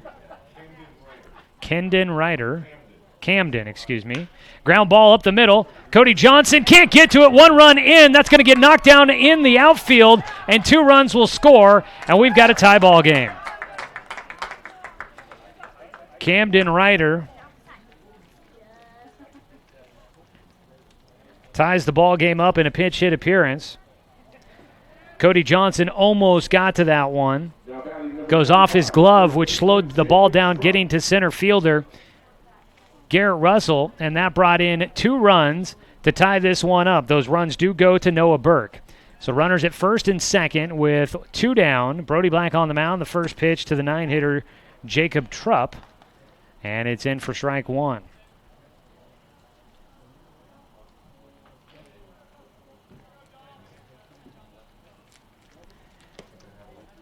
Missing outside. A 1-1 count for Trupp. Big left-handed batter. First baseman for this Cardinals squad. The 1-1. Gets underneath it out to center field. Russell settling. He'll camp and makes the grab. But a 2-out single by pinch hitter Camden Ryder will tie this ball game up as we head to the bottom of the 5th. Docs need to get the offense going. 5-5 your game as we go to the bottom of the 5th inning. You're listening to Doc Stewart's Baseball on CBS Sports Radio, 1490 The Score. Douglas County is your home, but no matter where life takes you, Cascade Community Credit Union will be there whenever you need us. Through every adventure, we'll be there with access to over 30,000 no-fee ATMs worldwide. Through every triumph, we'll be there every step of the way with a home mortgage. And through all life's little quirks, we'll be there with one-on-one support to get you back on the road in no time. Neighbors are there for each other, and that's exactly who we are. Cascade Community Credit Union, there whenever you need us.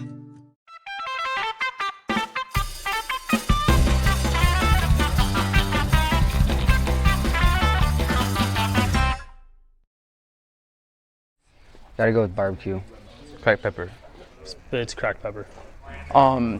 Spitz cracked pepper. Aunt Carol's barbecue seeds. Barbecue. Ranch. Barbecue. Barbecue. Ranch.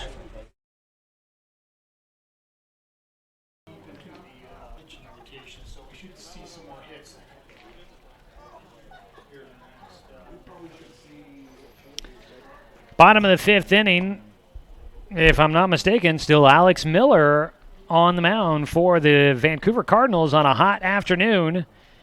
Despite his team trailing throughout much of the contest against the Doc Stewarts, he has stayed in and he's been able to keep the game close. And his team has fought back for him to tie this one up. We're at 5-5 as we start the bottom of the 5th inning. Doc's Baseball brought to you by Chuck Swarman Family Auto Repair. Are you ready to go where life takes you? Leading off the bottom of the 5th inning for the Doc Stewarts, number 12, shortstop Cody Johnson. First pitch for Cody Johnson in the air, foul territory, and it will land. Back on the first base side of that one, the catcher didn't get a great read on it. He was probably the only one that might have had a chance to get there. So the catcher was Riley Bueller, but it looks like he'll stay in the game. Oh, excuse me, that catcher was Tanner Jacks. I think I wrote down something wrong there at one point. it was the center fielder, Riley Bueller, that got DH for, so we'll see if he stayed in the game. It looks like, well, actually, I do not know. We'll try and tell out there if that's still the same center fielder in the game for Vancouver. 1-1 count for Cody. Ground ball chopper left side, slow through the infield. Throw to first, though. We'll get there in time to get Cody. The field here at Sweet Johnson has been, it has to be super hard and dried out. I mean, we've had some very nice days lately, but balls kind of chopped into the turf have really been taking high hops off of this infield. And it feels as if that has really been causing balls to take just some high bounces and made for some interesting plays. As another one chopping through the infield, gets through for Doran Gillespie. Doran will get his second hit of the game. Nice to see as he's looking to try and bring his average up to a respectable margin. Doran has started out slow at the plate this season, but they'd like to see his bat get going because they like him out in the outfield. It gets one going there through the left side of the infield. 2 for 3 for him today, and one runner on with one away. Tied ball game, 5-5. Docs and Vancouver squaring off the matchup of two second-place teams in their pools. I guess this could be technically seen as the third-place game in the tournament. Throw to first, Gillespie back in. You'll have Eugene and Dallas post 20 squaring up in the championship matchup coming up tonight scheduled for 4:30. There is a 2-hour time limit, but games cannot end in ties. So with a 5-5 tie, we could go a little bit long in this one. First pitch in for Gabe Burke is called for a strike. Docs are hoping to end this one before it goes to extras. They went to extra innings against the other Vancouver team.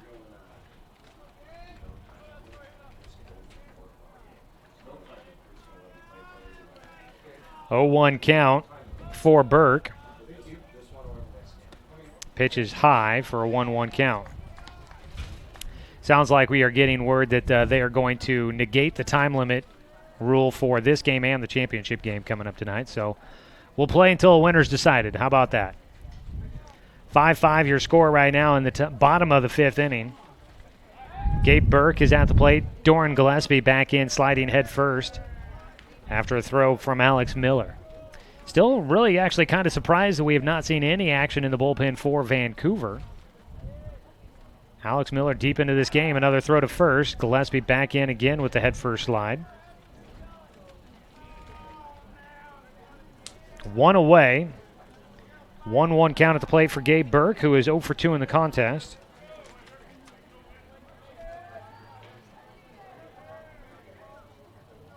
Miller's 1-1 high and away for a 2-1 count. Looking at how this one has played out, Vancouver scored 2 in the first and added a run in the second for their but Docs had 4 in the bottom of the first, led 4-3 after 3 innings. Docs added another run in the fourth as Gillespie takes off, a swing and a miss at the plate for strike 2 and no throw down to second base. Gillespie will get in safely. As he steals second. Gabe Burke with a 2-2 count. Docs did score their last time up in the bottom of the fourth, scored a run. Looking to retake the lead here. A 2-2 pitch coming up for Gabe Burke. Swings and misses at a pitch inside for out number 2. 7th strikeout of the game for Alex Miller. And Jet Black will hit here. With 2 down and a man in scoring position. Docs have left 6 runners on base so far in the ball game. Jet trying to make sure it's not 7. So it was 2 runs in the first inning for Vancouver, but the Docs took the lead with 4 runs in the bottom of the first. They've led ever since until we were tied now here in the 5th inning. Vancouver got 1 back in the top of the second. Docs added a run in the 4th, made it 5-3 at the time, but 2 runs in the top half of this 5th inning. Vancouver knotting it up at 5 apiece. That scoreboard update brought to you by Garrettson Building Supply, offering a wide range of high-quality lumber, plywood, and building-related materials. Garrettson Building Supply, supporting our Douglas County community for over 90 years. First pitch of the at-bat for Jet is low for ball one. Jet Black 1 for 2 today. The 1-0 pitch inside. And Jet now ahead in the at-bat 2-0. Brody Black on the mound. But there is an arm thrown in the bullpen for the Doc Stewarts. This is kind of what I was expecting this season for the Docs. They may use a lot of guys. They're going to be willing to change things up with their deep pitching rotation. 2-0 pitch. Jet hits one out towards left field. Well struck on the run. The reach, the grab. And it's made a spectacular play by Quadrice Teague in left field to rob an extra base hit from Jet Black. And that'll end the frame.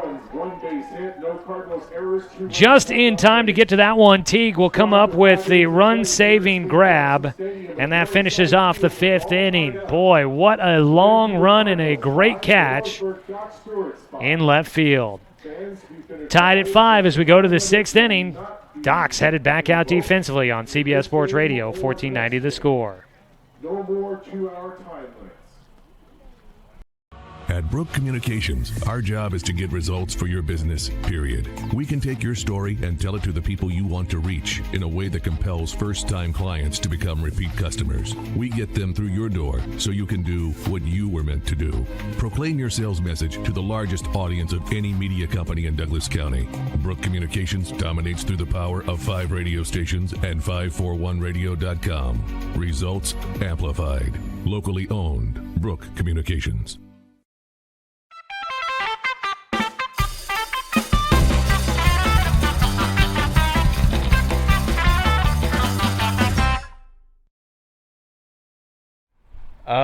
Peter Griffin from Family Guy. Okay. Goofy. Okay. Favorite cartoon character? SpongeBob. Tigger. All right. My favorite cartoon character is Squidward. Let you know about for the Roseburg Doc Stewarts. Number 2, Jacob Luther is now at second base. Number 6, Caden Johnson at shortstop. Come back here. It is a call to the pen brought to you by Shelby and Migulena Construction. Visit their website, webuildhouses.com. Cody Johnson will take over for Brody Black on the mound. 4th pitcher used by the Doc Stewarts here today. Caden Johnson. Caden Johnson will take over at shortstop, and Jacob Luther will enter the game. He comes in for the pitcher and DH position. Only can DH for the pitcher in this tournament, and so since they have a position player move to the mound, they needed somebody to take over at second, and that'll be Jacob Luther. So Luke Lucido will come out of the game as a hitter, and Jacob Luther will take over that spot. So no more DH for the Docs.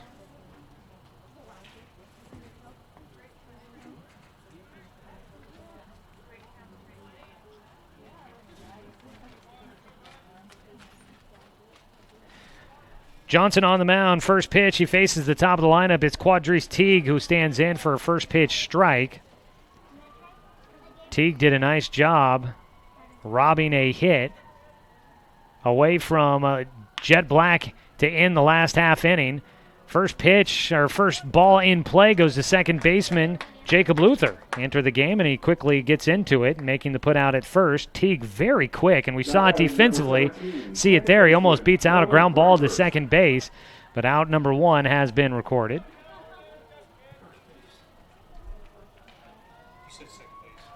A ground ball to the second baseman. It's, yeah. Sometimes I don't even know what's coming out of my mouth. First pitch low and outside for ball 1 against Kellen Bringhurst.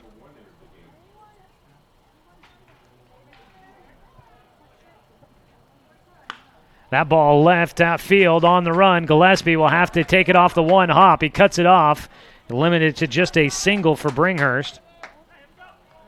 And that'll be a single off of Cody Johnson. Again, the 4th pitcher in the game for the Doc Stewarts.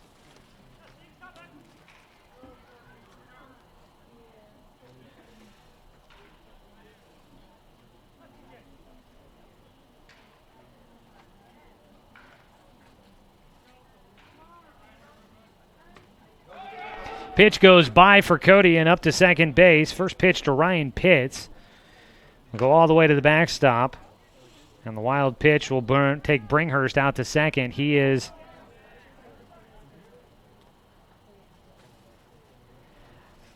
Bringhurst is the go-ahead run for the Vancouver Cardinals. They led 2-0 in the top of the first inning, but the Docs scored 4 in the bottom of the first and led ever since until they tied it in the top of the fifth. So now they got the go-ahead run in scoring position with 1 away.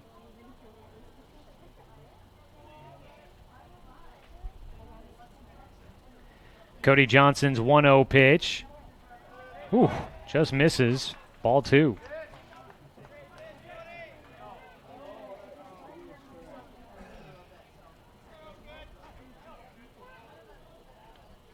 One 2-0 delivery here to Pitts, who is 2 for 3 in the game. He'll take a strike.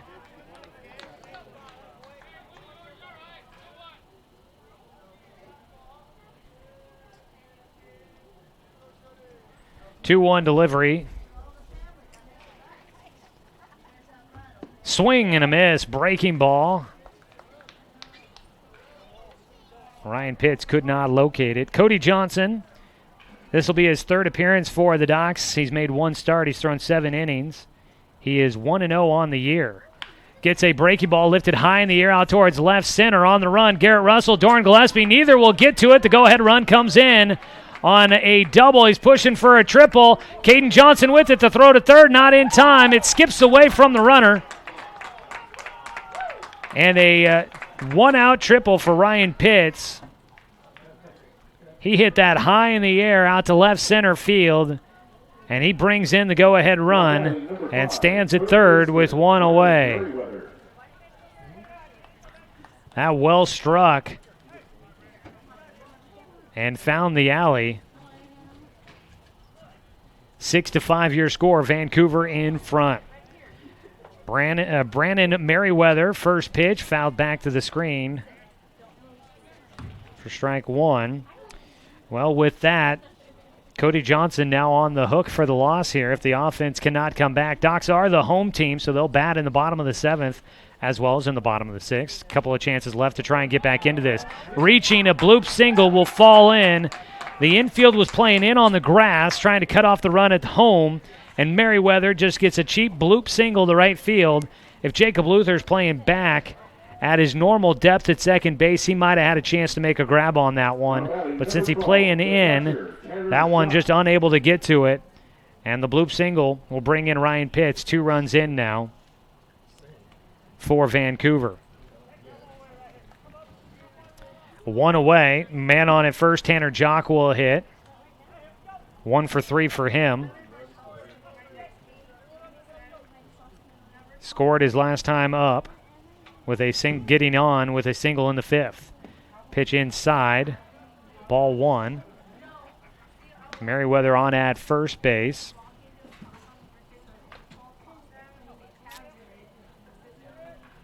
Two runs in, 7-5 the score for Vancouver in front of the Doc Stewarts. 1-0 delivery from Johnson. Ground ball chopper foul, third base side.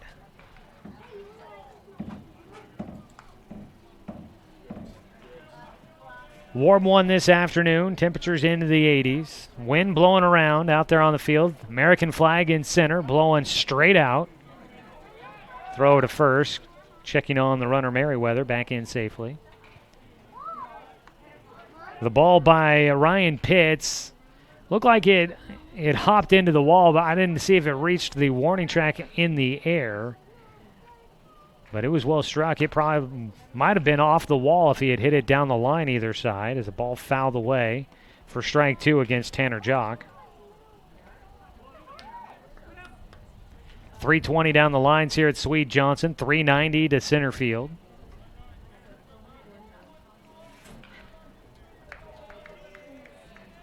At the plate, Tanner Jock, the catcher. The 1-2. He flares right side. Foul ball just into foul territory, and that'll save the Docs just a little bit there. That one very close. Jet Black with a long run out there. That one just barely into foul territory.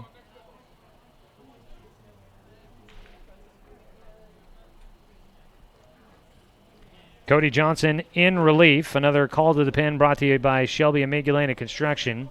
Fourth pitcher for the Docs today. Here in the sixth inning, he's been roughed up a little bit, but he gets a swing and a miss for strike three and the second out. First strikeout for Cody Johnson, another Joe's Towing strikeout. And the Doc Stewarts have two down, one out away from getting out of the sixth. Cody Johnson gave up a single, a triple, and a single after recording the first out. That has allowed 2 runs to come in. He's trying to limit the damage here, needs one more out to get it. Noah Guyette, the shortstop, left-handed batter, 0 for 1 in the game, stands in. He's got 2 walks. First pitch swinging, softly hit to third. Zach Mandera there for the catch. That'll wrap up things in the sixth, but the Docs now trail 7-5 as we head to the bottom of the sixth inning. Need 2 to tie, 3 to take the lead. They've got 6 outs left to work with. Back after this 60-second break, you're listening to Doc Stewart's Baseball on CBS Sports Radio, 1490 The Score. At Brook Communications, our job is to get results for your business, period. We can take your story and tell it to the people you want to reach in a way that compels first-time clients to become repeat customers. We get them through your door so you can do what you were meant to do. Proclaim your sales message to the largest audience of any media company in Douglas County. Brook Communications dominates through the power of 5 radio stations and 541radio.com. Results amplified. Locally owned. Brook Communications.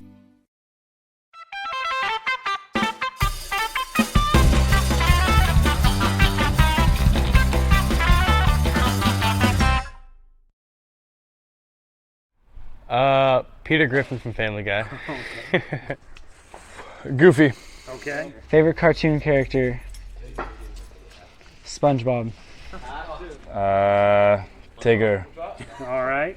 My favorite cartoon character is Squidward.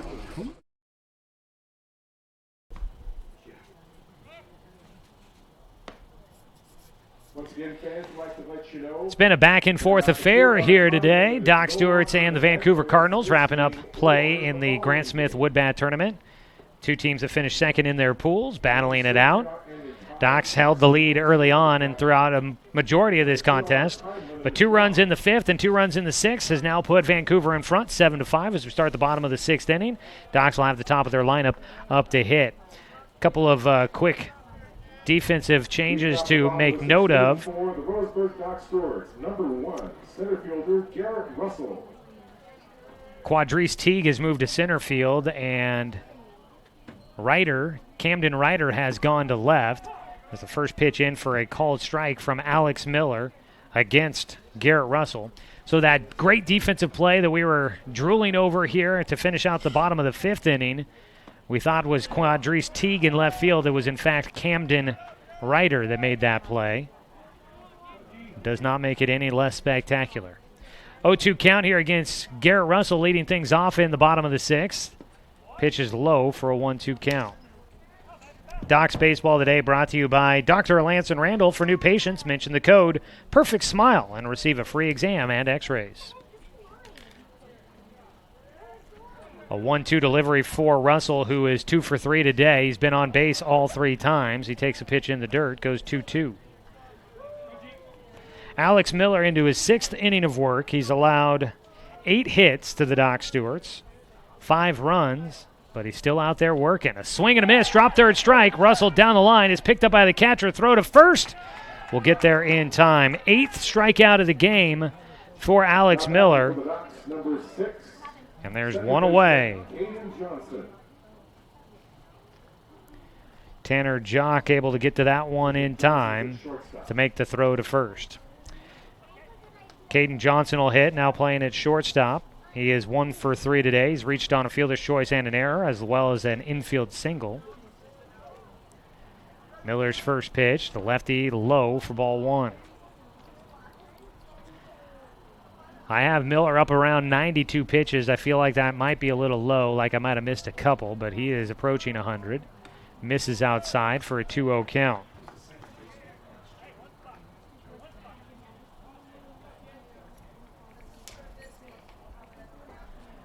The 2-0 delivery coming up. Out of the windup, Miller gets one across on the inside corner. Luke Lucido, again, should mention, he's come out of the game as the DH as Jacob Luther came in that position, and you can only DH for the pitcher. So Luther will be the man up in a couple at-bats if it does get there. Pitch misses low and inside, a 3-1 count here for Caden Johnson. Docs trailing by 2 here in the bottom of the 6th. 3-1 pitch out to right field. It drops in for Johnson. Caden will get his second hit of the ball game. It's gone opposite field both times. Just a soft liner out there to right field. Wood bats. Fourth game in 3 days. It's been hot weather the last 2 days. Can imagine guys maybe getting a little worn out, especially last night the Docs played late. We got back into town about 11 o'clock. And then have to turn around. I think they took off around 11 o'clock this morning to get up here. So guys maybe feeling a little fatigued here at this point of the weekend. Wood bats, not as much pop behind them. And so we've been seeing, it seems like quite a few little dinks and dunks in this game here today for both teams.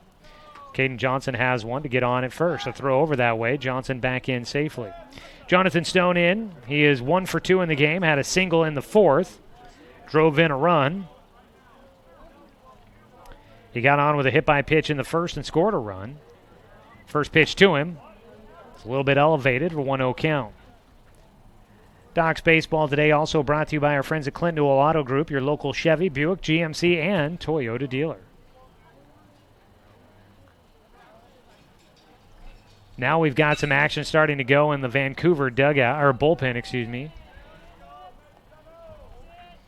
Alex Miller's 1-0 pitch. A foul ball back to the screen. 2 arms thrown down there, a couple of righties. Only one is up on the bump. Not sure who they are as of yet, but we'll keep an eye on that. The count 1-1 against Jonathan Stone. The big man steps back in, looking to try and keep this inning moving for the Docs with a man on at first with 1 away. A throw over to first. Johnson picked off, and he'll be tagged out at first base. It's been a pretty nasty pickoff move by Alex Miller. He's almost gotten a couple of guys. He finally does get one. And there's 2 down. So Jonathan Stone now looking to try and keep the inning alive with nobody on base and 2 outs. Pitch inside. 2-1 count. 7-5 the score. Docs trailing now. They led by as many as 2 runs. Breaking ball misses. 3-1 for Stone. Led by as many as 2 earlier in the game. But Vancouver has battled their way back, scoring 4 runs over their last 2 at-bats to lead 7-5. The 3-1 pitch outside. Stone will take for ball 4. Heads on down to first. Puts a runner back on base for the Doc Stewarts. If Caden Johnson hadn't been picked off, they'd have runners at first and second, but unfortunately they have 2 outs and just 1 man on. Jacob Luther will get his first chance to hit this afternoon. Luther playing at second base, swings and misses at the first pitch. Jacob Luther also out to a slow start to the summer, batting below 100. Looking to try and make an impact here, though. Has 1 hit so far, looking to get his second. The 0-1 pitch, swung on and missed again for strike 2.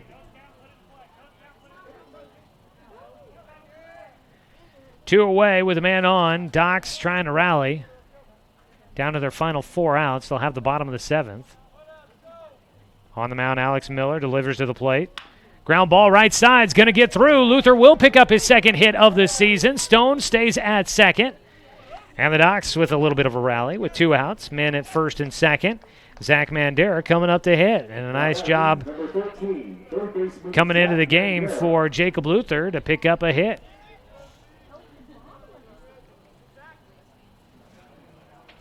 Just went right side. They were playing closer to second up the middle, and there was a wide gap between first and second, and Luther able to just squeeze it right through. Zach Mandera looking for his first hit of the afternoon. Comes inside, it gets by. Up to third base will go Stone. To second goes Luther. Game-tying run in scoring position for the Doc Stewarts. And a little bit of life here with 2 outs. Now can Zach Mandera make them pay? And as I was expecting, maybe a visit to the mound here. Alex Miller getting deep into this contest. A wild pitch there. They may look to make the change. They've had a couple of arms throwing, and it looks like we will have a Shelby and Migulena Construction call to the pen. Shelby and Migulena Construction, your local leaders for any project, big or small. 30 years of quality, affordable work. Call Shelby and Migulena or visit their website, webuildhouses.com. New man on the mound. A round of applause for Alex Miller. He pitched deep into this game, and he has done enough to keep his team in it, and they've rewarded him with a 2-run lead as he exits the contest. New man on the mound. We'll tell you who it is when we come back after this 60-second break. You're listening to Doc Stewart's Baseball on CBS Sports Radio, 1490 The Score.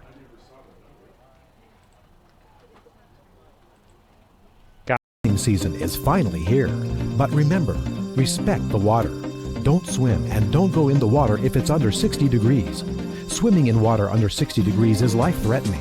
It could cause hypothermia, which means your limbs paralyzed and you can't get out of the water. Each day, the water temperature of the Umpqua River will be posted on kpic.com and kval.com, and in the morning weather on KPIC. Respect the water. Know the temperature. Brought to you by the Respect the Water Safety Committee.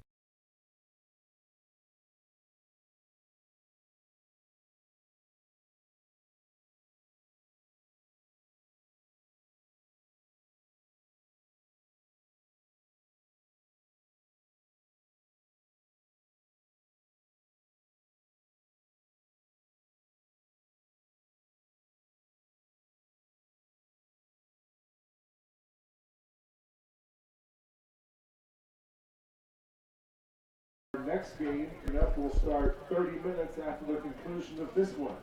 It'll be between the Dallas Post 20 Dirtbags and the host team, Monmart Eugene Challengers. We're in the bottom of the 6th inning. Docs trail 7-5. They've got the game-tying run at second base as we've had a call to the pen brought to you by Shelby and Migulena Construction. Alex Miller comes out of the game. 5 2/3 innings worked. He gave up 10 hits, 5 runs, 3 of them earned. 1 walk and 8 strikeouts. He did hit 2 batters as well. Ryan Pitts will come into the game for the Vancouver Cardinals. Pitts was the DH. He's entering in as a position player, and he'll face Zach Mandera, who has a 1-0 count.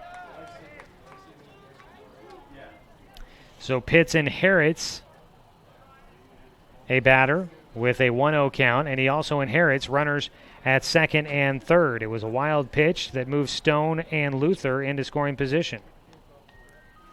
Base knock here could tie this ball game for the Docs. Zach looking to try and be the hero. He does have 1 RBI so far. He's been on base twice. A check swing goes into the netting for strike 2 against Zach Mandera. Mandera got hit by a pitch in the first, reached on a drop third strike in the third, but struck out looking in the fourth. An 1-1 count against him. There is a 1-2 count as a called strike 2 on the outside corner. I think I said earlier the foul ball was for strike 2. Misspoke there. 1 ball, 2 strikes with 2 away and 2 on in scoring position for the Docs here in the bottom of the 6th, trailing 7-5. Pitts delivers. Oh, strike 3 on the outside corner, and Mandera will go down looking. That'll wrap up the 6th inning. Docs threatened, can't do anything with it. No runs on 2 hits. There were no errors. 2 men left on base. We head to the top of the 7th inning, final frame in this one. 7-5 your score. Vancouver in front, looking to add some insurance on CBS Sports Radio, 1490 The Score. The Roseburg Doc Stewart's 5.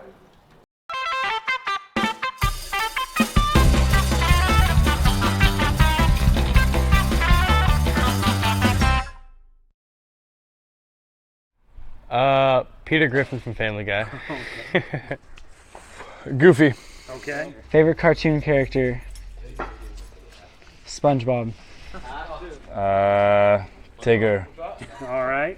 My favorite cartoon character is Squidward.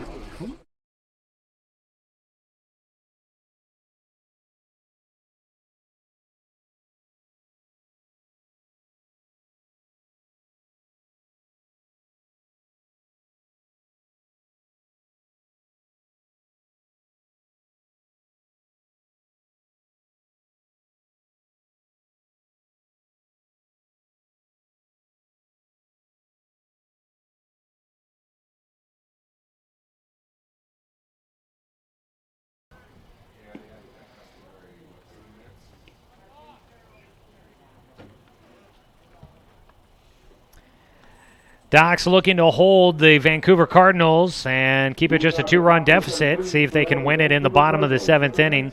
It'll be Cooper Barnum, Camden Ryder, and Jacob Trupp, the 3 hitters scheduled to come up here in the 7th inning against Cody Johnson, 4th pitcher on the mound for the Doc Stewarts this afternoon. First pitch from Cody, in for strike 1 against Cooper Barnum. Barnum 1 for 2 in this game. Drew a walk with the bases loaded in the first to pick up an RBI. Had a single with 1 out in the 3rd inning. He'll take outside for a 1-1 count. Brooks Koepka winning the U.S. Open. Apparently, I didn't see what he shot in that one, but +1 overall to win the U.S. Open. That's surprising. Strike 2 called, a 1-2 count. World Series, College World Series action going on. Apparently they are on pause, though, right now. The pitch outside. Is that a weather delay that they're in for the World Series? Yeah, weather delay.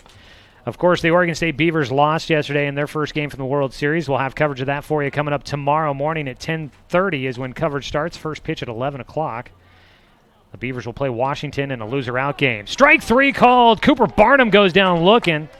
That outside edge has been kind to pitchers today. Second strikeout of the game for Cody Johnson. 1 away. And up next will be Camden Ryder, the left fielder. First pitch low and outside for ball 1. So that is the 5th strikeout of the game for the Docs pitching staff as a whole. It's a swing and a miss for Ryder. Evens up the count at 1-1. On the other side, you had Alex Miller with 8 strikeouts, and Ryan Pitts got 1 as well, so 9 total for the pitching staff for Vancouver. 2-1 count now for Camden Ryder as he takes a pitch in the dirt.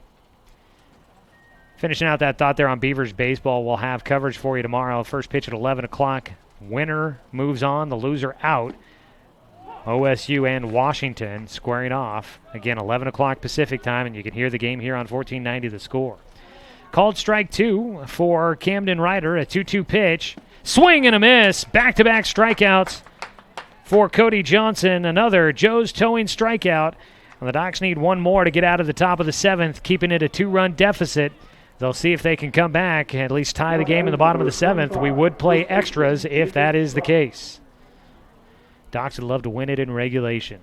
Out of the windup, Jacob Trupp, the 9-hitter, takes in the dirt for ball 1. Now, he is not the original 9-hitter. Came in for Carter Stevens, plays at first base.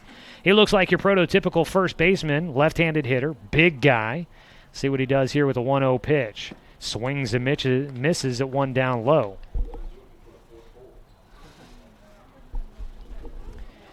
One delivery for Johnson. The righty versus lefty matchup is low. 2 balls, 1 strike. Docs will be moving on to the Salem tournament starting on Wednesday. More on that for you. 2-1 pitch. Ground ball towards second. Luther diving, and he can't come up quickly enough. And the ball does get away from Stone. The runner will stay. Trump will stay at first. A bit of a bobble trying to get it out of the glove for Jacob Luther. He dove to make it there, just trying to make the transition. A little bit of a fumble, makes the throw. Was not probably going to be in time. And a base knock there for Jacob Trupp to get on with 2 away. Talking with Coach Shaver before the game, Luther, he is a dynamic infielder. They just got to get him hitting a little bit better. He has made some nice plays here during this tournament defensively. Pitch goes off the glove for Gabe Burke, and up to second base will go Trupp. That's going to be a pass ball there. That was a very catchable one for Gabe. Pitch missed for ball 1. You know, if that might be one of those ones, if it's caught, Quadrice Teague might have been looking at an 0-1 count instead of a 1-0. Didn't seem to be missing by that much. But off the glove and it gets away. A lot of times umpires will then give you a ball call instead of a strike. Just kind of presuming that you wouldn't usually miss on a strike. 2-0 count for Quadrice Teague, now the center fielder. He is 0 for 2 in this game with 2 walks and 2 runs scored. A ground ball third base side fouled away. 2 balls, 1 strike against the lefty.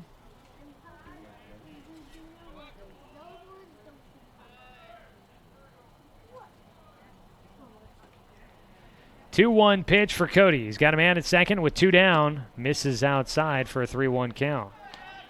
Docs will be heading for that Salem tournament. Game's going to be played in a number of different locations. Western Oregon University, West Albany apparently, and also St. Mary's apparently is the school. I don't know if that's middle school, high school. I don't know if a St. Mary's in Salem. There's a ball fouled off again. I know there's a St. Mary's in Portland and a St. Mary's down in Medford, but I don't know of one in the Salem area. But we'll try and get you updated information on that. Those games, unfortunately, will not be on the radio. We'll get you more details on that or on the video stream. 3-2 pitch with 2 away. Cody Johnson fires the ball fouled. That's a fair ball off the third base bag. They're going to send Trupp to the plate. Gillespie a long way to get to that baseball, and Teague will get in with a double. That ball through the infield grass right down the line, and it hit off of third for a fair ball. And Quadrice Teague gets a little lucky, and he gets a double to drive in a run, and it's now 8-5 your score. Out to the mound will go head coach Scott Shaver. I think this is more of just a try to get his team right type of conversation, not looking to make a pitching change. That's just one of those baseball plays. That one right down the chalk line, hitting off of the bag. And Teague just gets a little lucky. So a run comes in. 8-5 is your score. The Vancouver Cardinals putting it on late, scoring in the 5th, 6th, and now in the 7th as well to build a 3-run lead. Second baseman Kellen Bringhurst.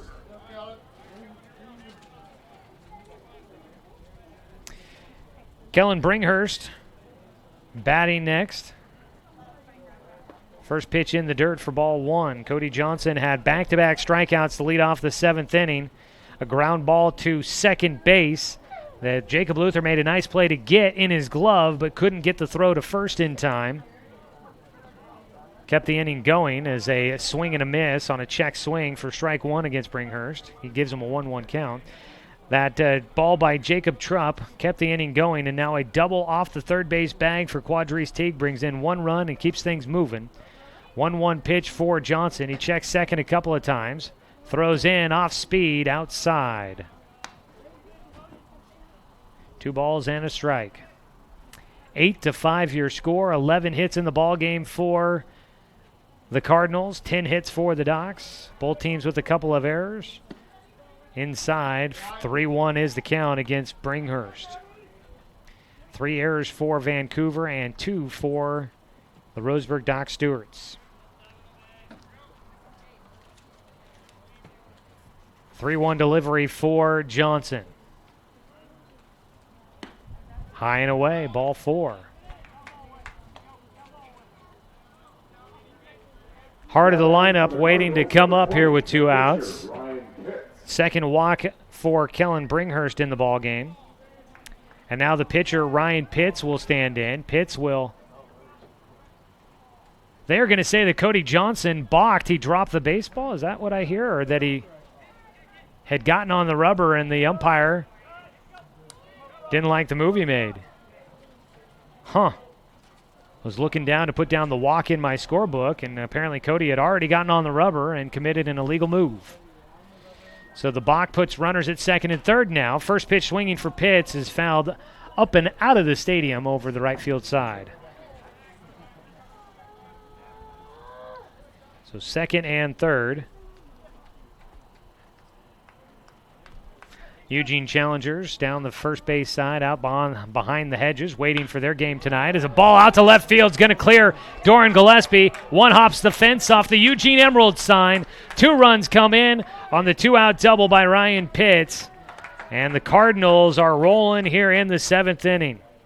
And the Doc Stewarts, they're going to have themselves quite the gap to try and make up in the bottom of the 7th inning. 2 more runs come in. 3 runs total here in the 7th. That ball was smoked to the fence. Gillespie, all he could do was turn and run to get to the baseball. That's a double and a triple and 2 singles for Ryan Pitts in this ball game. He is a homer short of the cycle. Don't know if he'll get a chance to get it. Ball high in the air for Brandon Merriweather. Shallow center field. Garrett Russell will call off Caden Johnson, and he makes the final out. But 3 runs total come in. The Doc Stewarts will trail. It is 10-5. They need a big bottom of the 7th to win this one. 5 to tie, 6 to win, and a walk-off. We'll have it for you when we return on CBS Sports Radio, 1490, The Score. Fans, once again, a quick reminder, the next game of the afternoon. Season is finally here. But remember, respect the water. Don't swim and don't go in the water if it's under 60 degrees. Swimming in water under 60 degrees is life-threatening. It could cause hypothermia, which means your limbs paralyzed and you can't get out of the water. Each day, the water temperature of the Umpqua River will be posted on kpic.com and kval.com, and in the morning weather on KPIC. Respect the water. Know the temperature. Brought to you by the Respect the Water Safety Committee.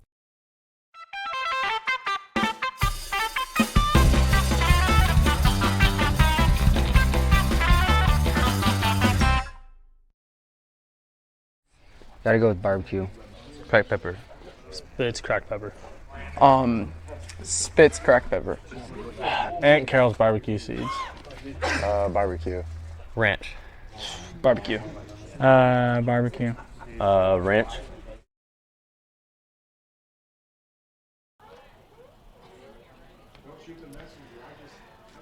7 runs over the final 3 innings of this contest for the Vancouver Cardinals have put them in front big, 10-5 as we start the bottom of the 7th. Docs will have the bottom half of their lineup coming up against Ryan Pitts. They need 5 to tie and send it to extras, or 6 to win it in a walk-off. We'll see if they've got the offense. Docs haven't scored since the 4th inning. They have had hits in every inning since the 4th, but they have just not been able to get the clutch hit to bring in a run. Pitts comes in. This will no longer, let's see. Actually, it may still be a save opportunity for him. Number 12, the pitcher, Caden Johnson. Yeah, it would be. He entered the game with a lead no more than 3 runs. It was a small lead at the time for Vancouver, so this is still a save opportunity for Ryan Pitts. Alex Miller in line to get the win. First pitch in the dirt for ball 1 against Cody Johnson, who is on the hook for the loss at the moment. He takes low for a 2-0 count. Alex Miller pitched 5 2/3, left with the game in his favor. 2-0 delivery to Cody. Swing and a foul ball off his front foot. Go to a 2-1 count. Yeah, let's see here. 7-5 was the score when Alex Miller left the game, so he left in line to get the win, and Pitts came in for the save opportunity. 2-1 pitch for Johnson inside near the hands, 3-1 count. And then Cody came in. Game was tied when he came into the game, gave up the go-ahead runs, and now in line to get the loss. 10-5 your score.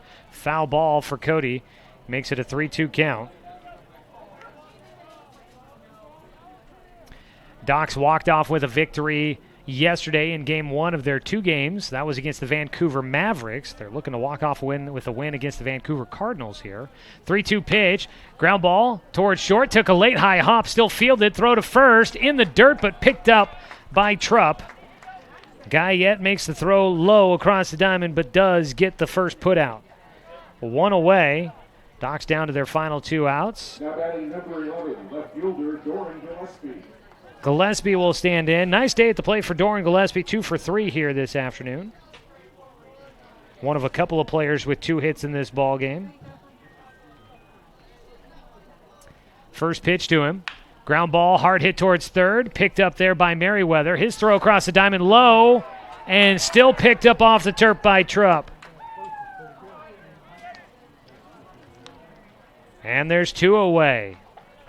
Couple of well-struck ground balls, but right to defenders, and they've been able to play him cleanly.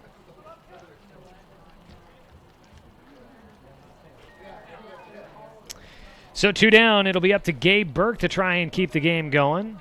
Doc's catcher takes a breaking ball, just misses. That one started at the eyeballs, dropped, nearly hit the top end of the strike zone. A lot of movement on that pitch for Ryan Pitts. The 1-0 delivery, breaking ball outside for a 2-0 count. Gabe Burke 0 for 3 in the game.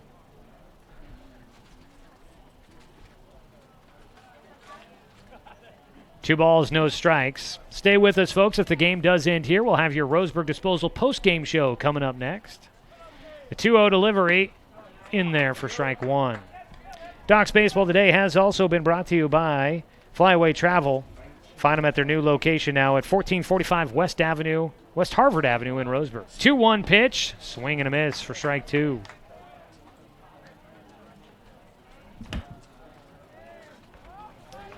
Comes down to this, a 2-2 delivery coming up for Ryan Pitts. Gabe Burke at the plate. The 2-2 delivery, strike three called, and that will wrap up the ball game. Doc's unable to do anything over the last couple of frames, and they fall here today.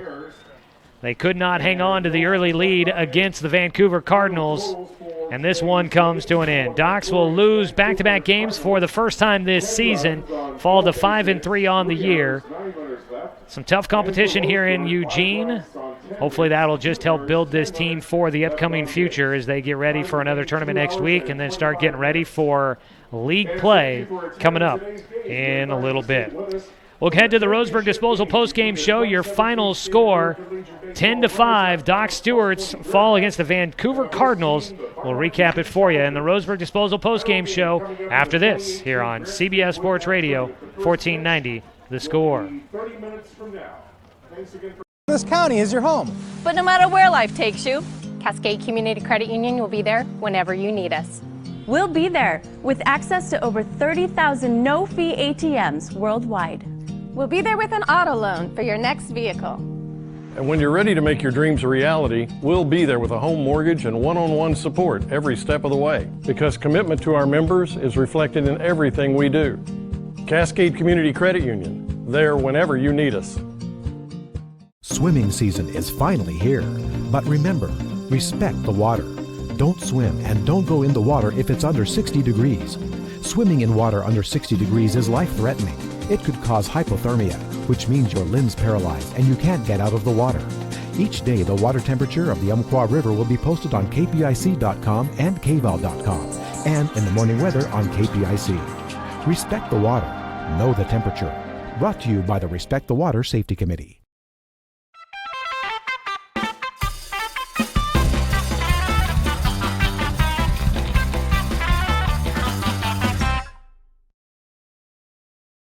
Reese's Pieces. Popcorn with butter. Starburst. Popcorn. Okay. Skittles. Popcorn. Swedish Fish. Oh. Reese's Pieces. Best snack for movies? Oh, buttered popcorn. Okay.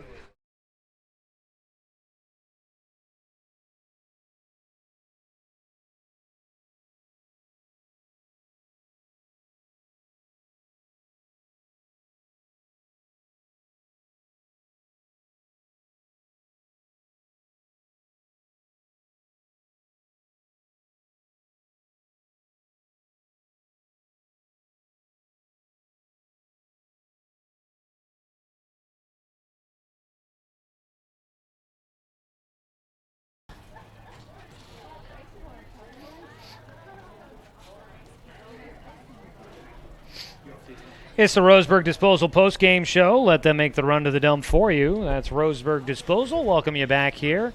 Final score 10-5. Doc Stewart's falling against the Vancouver Cardinals. And we bring you the recap coming up here as the Docs fall to 5-3 on the year. And they will now get ready for more tournament play coming up next week in Salem. Still, we'll get word on teams in that tournament and whatnot from head coach Scott Shaver over the next day, and get you more details on that for all the Docs fans looking to tune in, or excuse me, looking to follow the action there. We will not have those games on the radio for you or on the video stream. Going to be stepping away for a quick personal leave, some family issues, not issues, some family things to get to, a birthday party, 90th birthday party to celebrate for my wife's grandfather. So we are headed back to Wisconsin for a quick break, and we are going to spend some time in Wisconsin. So we will, unfortunately, as much as it kills me not to have the games on, important moments coming up in life, and we'll step away for a couple of games coming up next week. But we will rejoin the Docs after their games against the teams in the Salem tournament and have those for you on the radio and on the video stream. So just want to make sure that is known, that folks know those games will not be carried or broadcast by us here at 1490 The Score. All right, taking a look at it. Game recap brought to you by the News Review Sports section. For more on today's game, make sure you check out the News Review's website, nrtoday.com, and always pick up a printed copy of the News Review in your newsstands. You'll be able to find recaps from the Docs games all season long there in the News Review Sports section. Well, the numbers: 10 runs on 12 hits, 3 errors, and 9 men left on base for the Vancouver Cardinals. Doc Stewart's finished with 5 runs, 10 hits, 2 errors, 9 men left on base as well. Scoring went as such: 2 runs in the top of the first inning for Vancouver, gave them a lead, but the Docs took it back quickly, scoring 4 in the bottom of the first, 4-2 at that point. Vancouver got 1 back in the top of the second inning, made it 4-3. The Docs added another run in the bottom of the fourth, made it 5-3, but the game was tied at the top of the fifth when Vancouver pushed 2 more runs across and knotted up at 5 apiece. They scored 2 more runs in the 6th inning and then finished out the game with 3 runs in the 7th to pick up the 10-5 victory over the Doc Stewarts.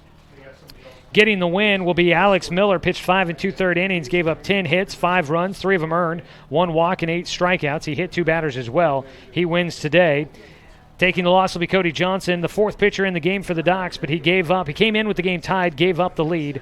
6 hits in 2 innings, gave up 5 runs, all of them earned, 1 walk and 3 strikeouts. And he'll take the loss to go to 1-1 on the year. Ryan Pitts gets the save with an inning and a third of work. No hits, no runs, no walks, and 2 strikeouts for him. Jay Stoffel started the game for the Docs, went 1 1/3, struggled with his accuracy, walked 5. Noah Burke came in, did a nice job in relief, pitching 3 innings, gave up just 2 runs on 3 hits, and but he exited the game with it tied. Brody Black came in and gave up 1 hit in his 2/3 of an inning. He actually inherited runners from Noah Burke, and those 2 runs came in with Brody Black on the mound, but they went to Noah's total. Cody Johnson came in with the game tied, pitched the final 2 innings, and of course gave up the 5 runs that lead to the victory for Vancouver. That is how this one played out here today. We'll go ahead and take our final break of the Roseburg Disposal postgame show. When we come back, we'll look at more of the statistics for you as we recap this one, and we will also get you our Roseburg Refrigeration Player of the Game. Want to let you guys know today's game has been brought to you by Mahalo Heating and Air Conditioning. For your best choice for the finest indoor comfort control, call them today at 672-6707. Air conditioning would feel good on a day like today here in Eugene. And today's game been brought to you by Douglas County Farmers Co-op, where everyone's welcome to shop. We'll be back with more of the Roseburg Disposal postgame show after this 2-minute break on CBS Sports Radio, 1490 The Score. Season is finally here, but remember, respect the water. Don't swim and don't go in the water if it's under 60 degrees. Swimming in water under 60 degrees is life-threatening. It could cause hypothermia, which means your limbs paralyzed and you can't get out of the water. Each day, the water temperature of the Umpqua River will be posted on kpic.com and kval.com, and in the morning weather on KPIC. Respect the water. Know the temperature. Brought to you by the Respect the Water Safety Committee. It's easy to spot people who participated in high school sports and activities. Right on time. They learned important lessons like leadership, teamwork, respect. Hey, our meeting moved to 10. We'll be ready. Values that last a lifetime. We need to focus on 3 factors. Support high school sports and activities in your community. When kids take part, they get set for life. At Brook Communications, our job is to get results for your business, period. We can take your story and tell it to the people you want to reach in a way that compels first-time clients to become repeat customers. We get them through your door so you can do what you were meant to do. Proclaim your sales message to the largest audience of any media company in Douglas County. Brook Communications dominates through the power of 5 radio stations and 541radio.com. Results amplified. Locally owned. Brook Communications.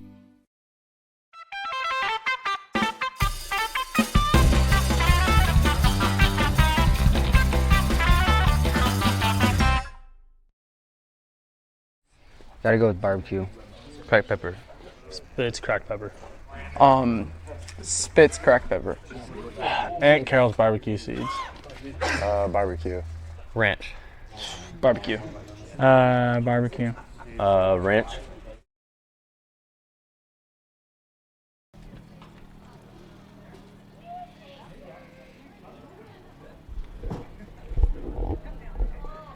Wrapping up things here from Sweet Johnson Stadium at Gary Selby Field at North Eugene High School in Eugene. If you don't know where we are, I think I've given you enough descriptors there to figure out our exact location. Doc Stewart's finish out the Grant Smith Wood Bat Tournament here, hosted by the Eugene Challengers. 2-2 record in the tournament. They fall against the Vancouver Cardinals 10-5, your final score in our final game here from Eugene for the weekend. Docs will be headed to Salem coming up next week.